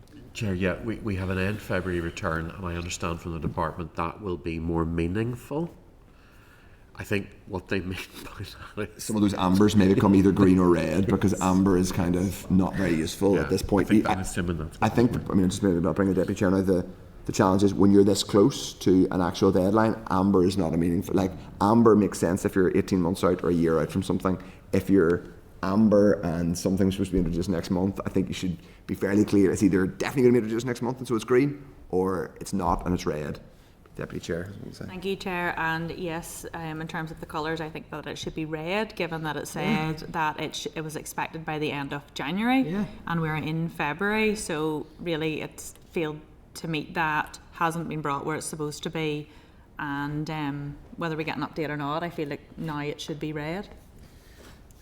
I think we can make that clear. But Paul Free. Well, in truth, it was meant to be here last July, so this is frying my head now to the point where I would even suggest to my party that we consider what we do with regards to extension of the COVID regulations, to put it down on record, because this can't go on and on and on and on. So they either produce the goods or they shut up shop, but this is just horrific and we need clarity. I don't even know if it's went to the executive yet. This is February, this is middle of February. So we are 2 points of information. The First Minister very skillfully, but not so skillfully that I didn't notice, changed the title of the legislative programme 24-25 to the legislative programme 24. She did it so skillfully that I almost bought it there, to the legislative programme 24-25 when it was the legislative programme of 2024. The Financial Provisions Bill, the Fiscal Council Bill, and the Death, Stillbirths and Baby Loss Bill were all supposed to be introduced in the calendar year 2024, not financial year 24-25. I think so. I think that it is a fair comment that a red rating would reflect the fact that all three are all, and green is slightly bizarre given it was supposed to be introduced last year. I think when we go back to them, we can say we are sceptical at best of their of the RAG ratings they're giving themselves. On just the final 3 columns at the right, it says that they're all blank. So I suppose my question is, the Financial Provisions Bill and the Fiscal Council Bill have not been brought to the executive yet. Are we, I mean, like, my question is, are these to come to the executive for substantive discussion, or should we interpret their presence on the previously published legislative programme as indication that the executive has already agreed to them? Do you see what I mean? Yes. However, the executive must agree the draft bill itself, and not just the overarching. Yeah. So there would be agreement for, here's a prospective legislative programme. Yeah. But the actual bills themselves. Well, I think that's the answer to my question then. So there's it then has to get on. So for this to for example, the Financial Provisions Bill and the Fiscal Council Bill, and indeed the Deaths and Stillbirths Bill to meet the target of being 24-25, which I assume means by the end of the financial year, i.e. by the 6 weeks' time, they would need to be scheduled to be discussed and agreed at an executive meeting at some point next month. So I'd like to have that information. Diane? Yeah, thank you, Chair. And I would like to have all that information, but I think that it's important that we make a really specific point on this death, stillbirths and baby loss bill as it's coming forward, because the rest of them have been delayed and there's something new or different coming to the table. This one not coming forward means that we're going to be asked to re-extend the coronavirus regulations, and the replacement legislation was not that complicated. We were promised it time and time again over the past year, and it has pushed on out, and there's just an expectation for us to continue to extend with no explanation as to why here. So I just think that it's really important that one is an issue in itself, whereas yes, it's part of the bigger issue, and yes, I support your proposal to get the information on them all and recategorise them, but I do think that we really need to focus on the particulars of this one and the deaths. Yeah. But in the comments they say that it will be brought to the executive in January 2025 for discussion. So I presume that has already happened. Well, if it's already happened, why is it not ticked in the box saying date brought to the executive? I don't know. We can ask them that question. It should already have been discussed and agreed by the executive based on this. So we can ask that question.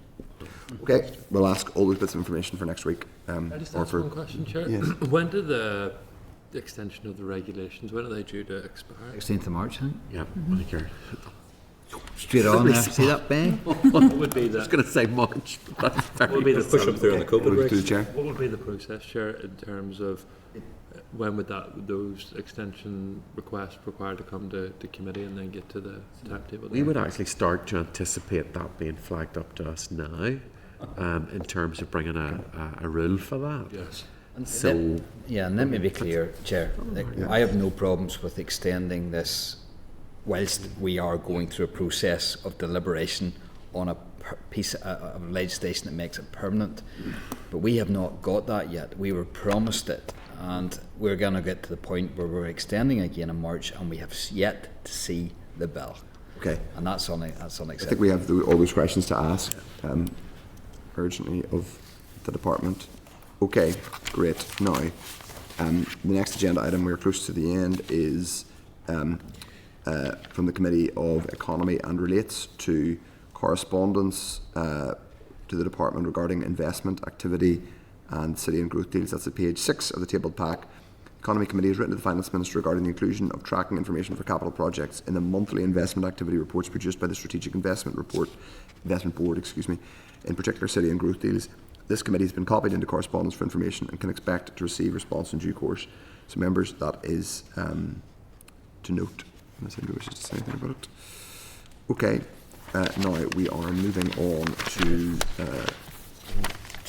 page 25. Now, members, page 957, item 11.1, you will find this is about post-primacy scrutiny, or is it post-scrutiny primacy? I'm not sure. Members will find correspondence from the PAC enclosing a guidance note to statutory committees. This is intended to provide clarity on the respective rules of the PAC, CNAG and statutory committees in operations of the Primacy Convention. In particular, the guidance sets out the circumstances in which primacy ends and guidance on scrutiny in relation to NIAO reports and ministerial directions. So, this is guidance, but the Deputy Chair, who's a member of the PAC, may wish to add if I think no. Okay, that's to note that guidance for anybody who needs to. Items 11.2 and 3 are Hansard transcripts. They are page 962 and 974 of the meeting pack. The following Hansard transcripts have been published. The banking inquiry from and the NICVA briefing we had on the 29th of January and the joint budget event on the 29th of January. Those are to note unless anybody wishes to add them, but we will include the NICVA briefing on our report into financial services. Item 11.4 is the 31st report of the Examiner of Statutory Rules. There are no statutory rules of relevance to us, so it's just a note. Agenda item 12 is a draft forward work programme. That is at page 994 of the meeting pack. We've discussed it a little bit today already, a few potential future things, but the clerk may wish to update us. Yeah, Chair, we've got dates now through for oral briefings on a few of the things the members have been asking for in the last couple of weeks. So investment fund and contingent liabilities are now both scheduled for the 5th of March, and disposal of assets is for the 12th of March. Next week's meeting, I just wanted to flag up again to members, it's also starting at 1 p.m. because we have a fairly hefty agenda again. And the Minister has confirmed that he will take on the previous Minister's agreement to speak at the Interparliamentary Finance Committee Forum on the 19th of March. Okay. So that's been confirmed again, which is great news. And nothing really further beyond what's in front of members to add, Chair. Okay, members. Philip Brett. Chair, obviously with the new leadership within the department, have we invited the new minister to the committee? Chair, once we get the introductory meeting, that would usually, so the introductory with Chair and Deputy Chair, that would usually give an indication of what the minister specifically might be, or that there'll be a discussion of what the minister can come up and talk about. So once we get that first one, we'll have an idea of scheduling in the other. But ideally, yes, once we can get a date confirmed. Okay. Yeah, we will get that. Does anyone else wish to come in the forward work programme? Okay. So that will be published. Any other business? I have one quick item of any of the business, and Dr. Aiken has indicated he is an item of any other business, as does Jerry Carroll. Well, I will take mine last, and in kind of humble. I'll get Jerry to go first. Okay, Jerry Carroll, you go. Jerry first. Yep, sure. Thanks. Yes, sure. There's a bit of discussion last week in regards to the evidence session. I raised some questions, and I think it was encouraged kind of to not ask the questions, if I'm putting it mildly, and I just don't want to raise concern about that. I think normal practice in the committee is, I think you're quite fair and give members a bit of leeway to ask questions, which I think is welcome for myself and others.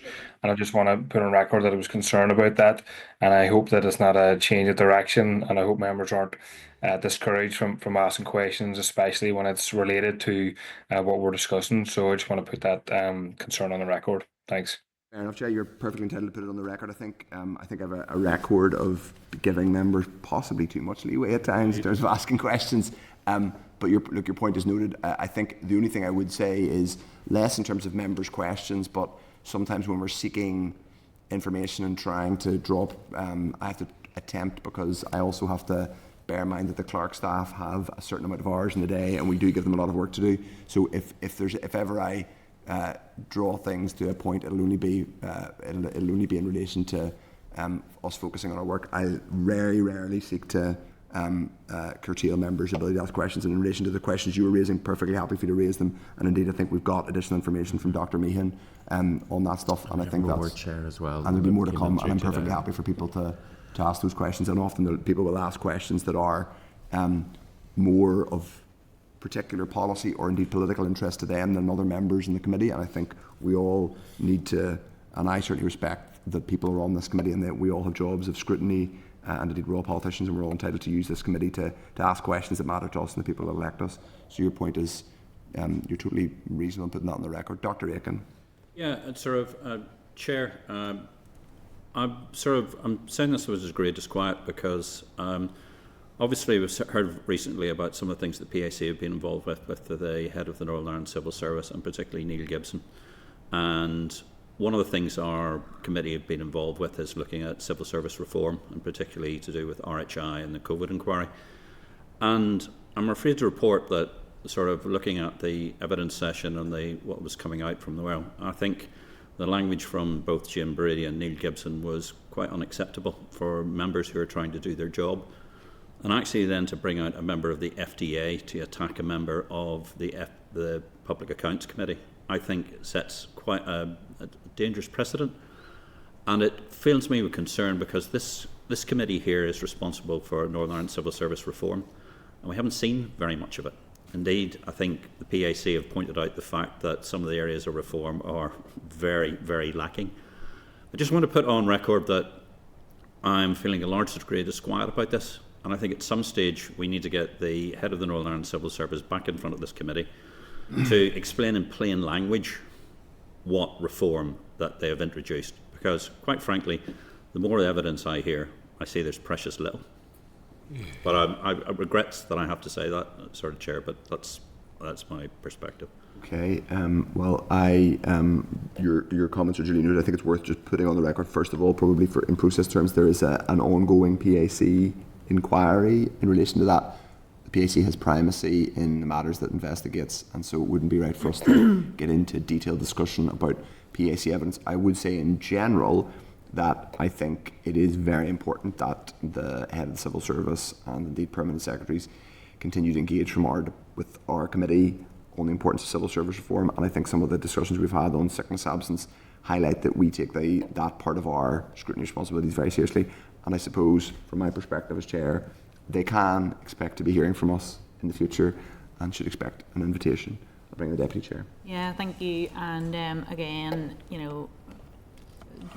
declaring my interest that I am sitting both the Public Accounts Committee and Finance Committee here, and yes, Steve Aiken just makes a really valid point. Sitting on both of the committees, coming across similar evidence, and just trying to make these points. It is very, very challenging, and there is a huge degree of crossover, and it is difficult just to see where PAC stops and where Finance Committee begins, and whenever some of the things that's rolling out of live things in committees, is obviously live broadcast, it's live in the media, people are looking for comment on it. It just does make it very, very current, and it is a challenging place to be in, but I think that this committee does set that tone right across, as you mentioned, the sickness absence, and it'll be, whenever the different inquiries and things come to a close, the primacy, obviously we referred to the document earlier on. There may be things released to this committee, but I do think that it would be important to pick it up very soon, and just happy to take any, the clerk's advice on it, because, as Steve Aiken says, I think there's a lot of things coming through here that are themes for this committee, so it's hard to know where to sit the different pieces of work.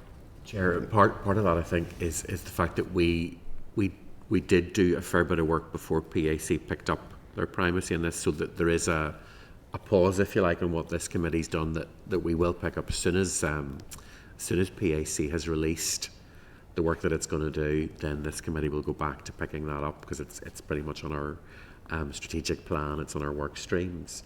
So we'll just wait for the okay from them. The paper has set out clarity there that I think probably members were already pretty familiar with. And yeah, that's already part of our plan. We've already indicated to PAC that we would want to know as soon as they see a point where we can have those work streams can be released to us. So that's close contact. Good. Okay. Well, we will be following up on that. I mean, I think it's extremely important. The work of civil service reform going way back. It's clearly one of the major issues in relation to how devolution works and how well public services here perform. Okay. One final bit of any other business for me is actually just a flag to members that I got an answer to a written question that came in to me just within the sort of last half an hour before the committee started, which I thought I should put on the record, because I asked the Finance Minister when the regional rates increase for 25-26 would be presented to the Executive for discussion, and the answer I got was that the Executive has formally agreed my proposals for the regional rate for 25-26, and that it reflected the levels published in the draft budget in December. I wasn't entirely clear that had happened, and we weren't entirely clear that had been signed off in that way. I'm not alleging anything, but I just think it was important for me, having got that information, that I put that on the record, so the executive has signed it off. We get a statement, no? Or just for clarification, Chair, did we get a statement from the Minister on that? No. No, I got a written answer saying that the executive had signed off on the 25-26 rates. So I just felt it was, given my responsibility, you know, I'm chair of this committee, so, if I had that, apologies, so the Assembly doesn't know that yet? You're just what you've got? Well, the Assembly knows it now if they're watching. Yeah, but we haven't had a formal notification, that's what I'm trying to say. Not as far as I'm aware. That should now be on the WhatsApp feed, if you want to have a look at it. Anyway, I think it comes back to this point about clear communication.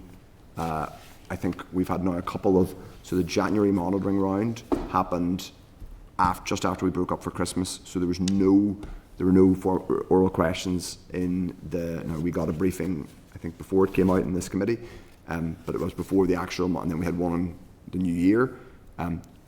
We then got this supplementary monitoring round, which came out last Thursday. Again, that happened the day after the Finance Committee and 2 days after a plenary session. So I think it is important that we put on the record that this, I shouldn't be finding that out necessarily as MLA. Matthew O'Toole should be finding it out as chair of the Finance Committee along with the rest of you. Just want to put that on the record. Okay, members, the next agenda item is the date, time and place of the next, unless anybody else has any other AOB. The next agenda item is date, time and place, and it is in this chamber at 1 p.m. Wednesday, 19th of February 2025. The committee is now adjourned. Oh, yes. Thank you. Which is first meeting, Jim. Oh my God. Senate Chamber. Sound.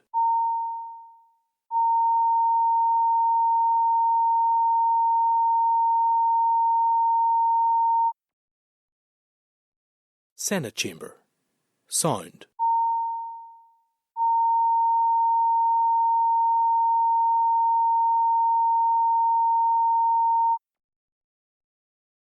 Senate Chamber.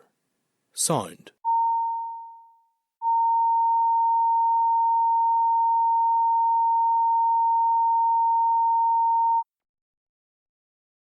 Senate Chamber. Sound.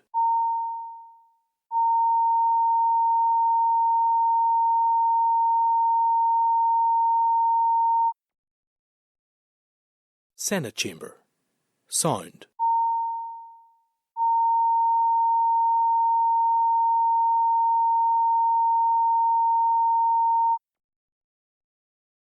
Senate Chamber. Sound.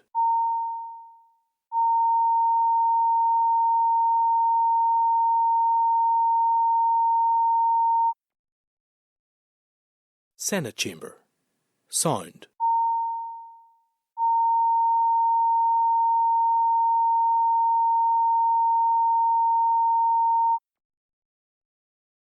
Senate Chamber. Sound.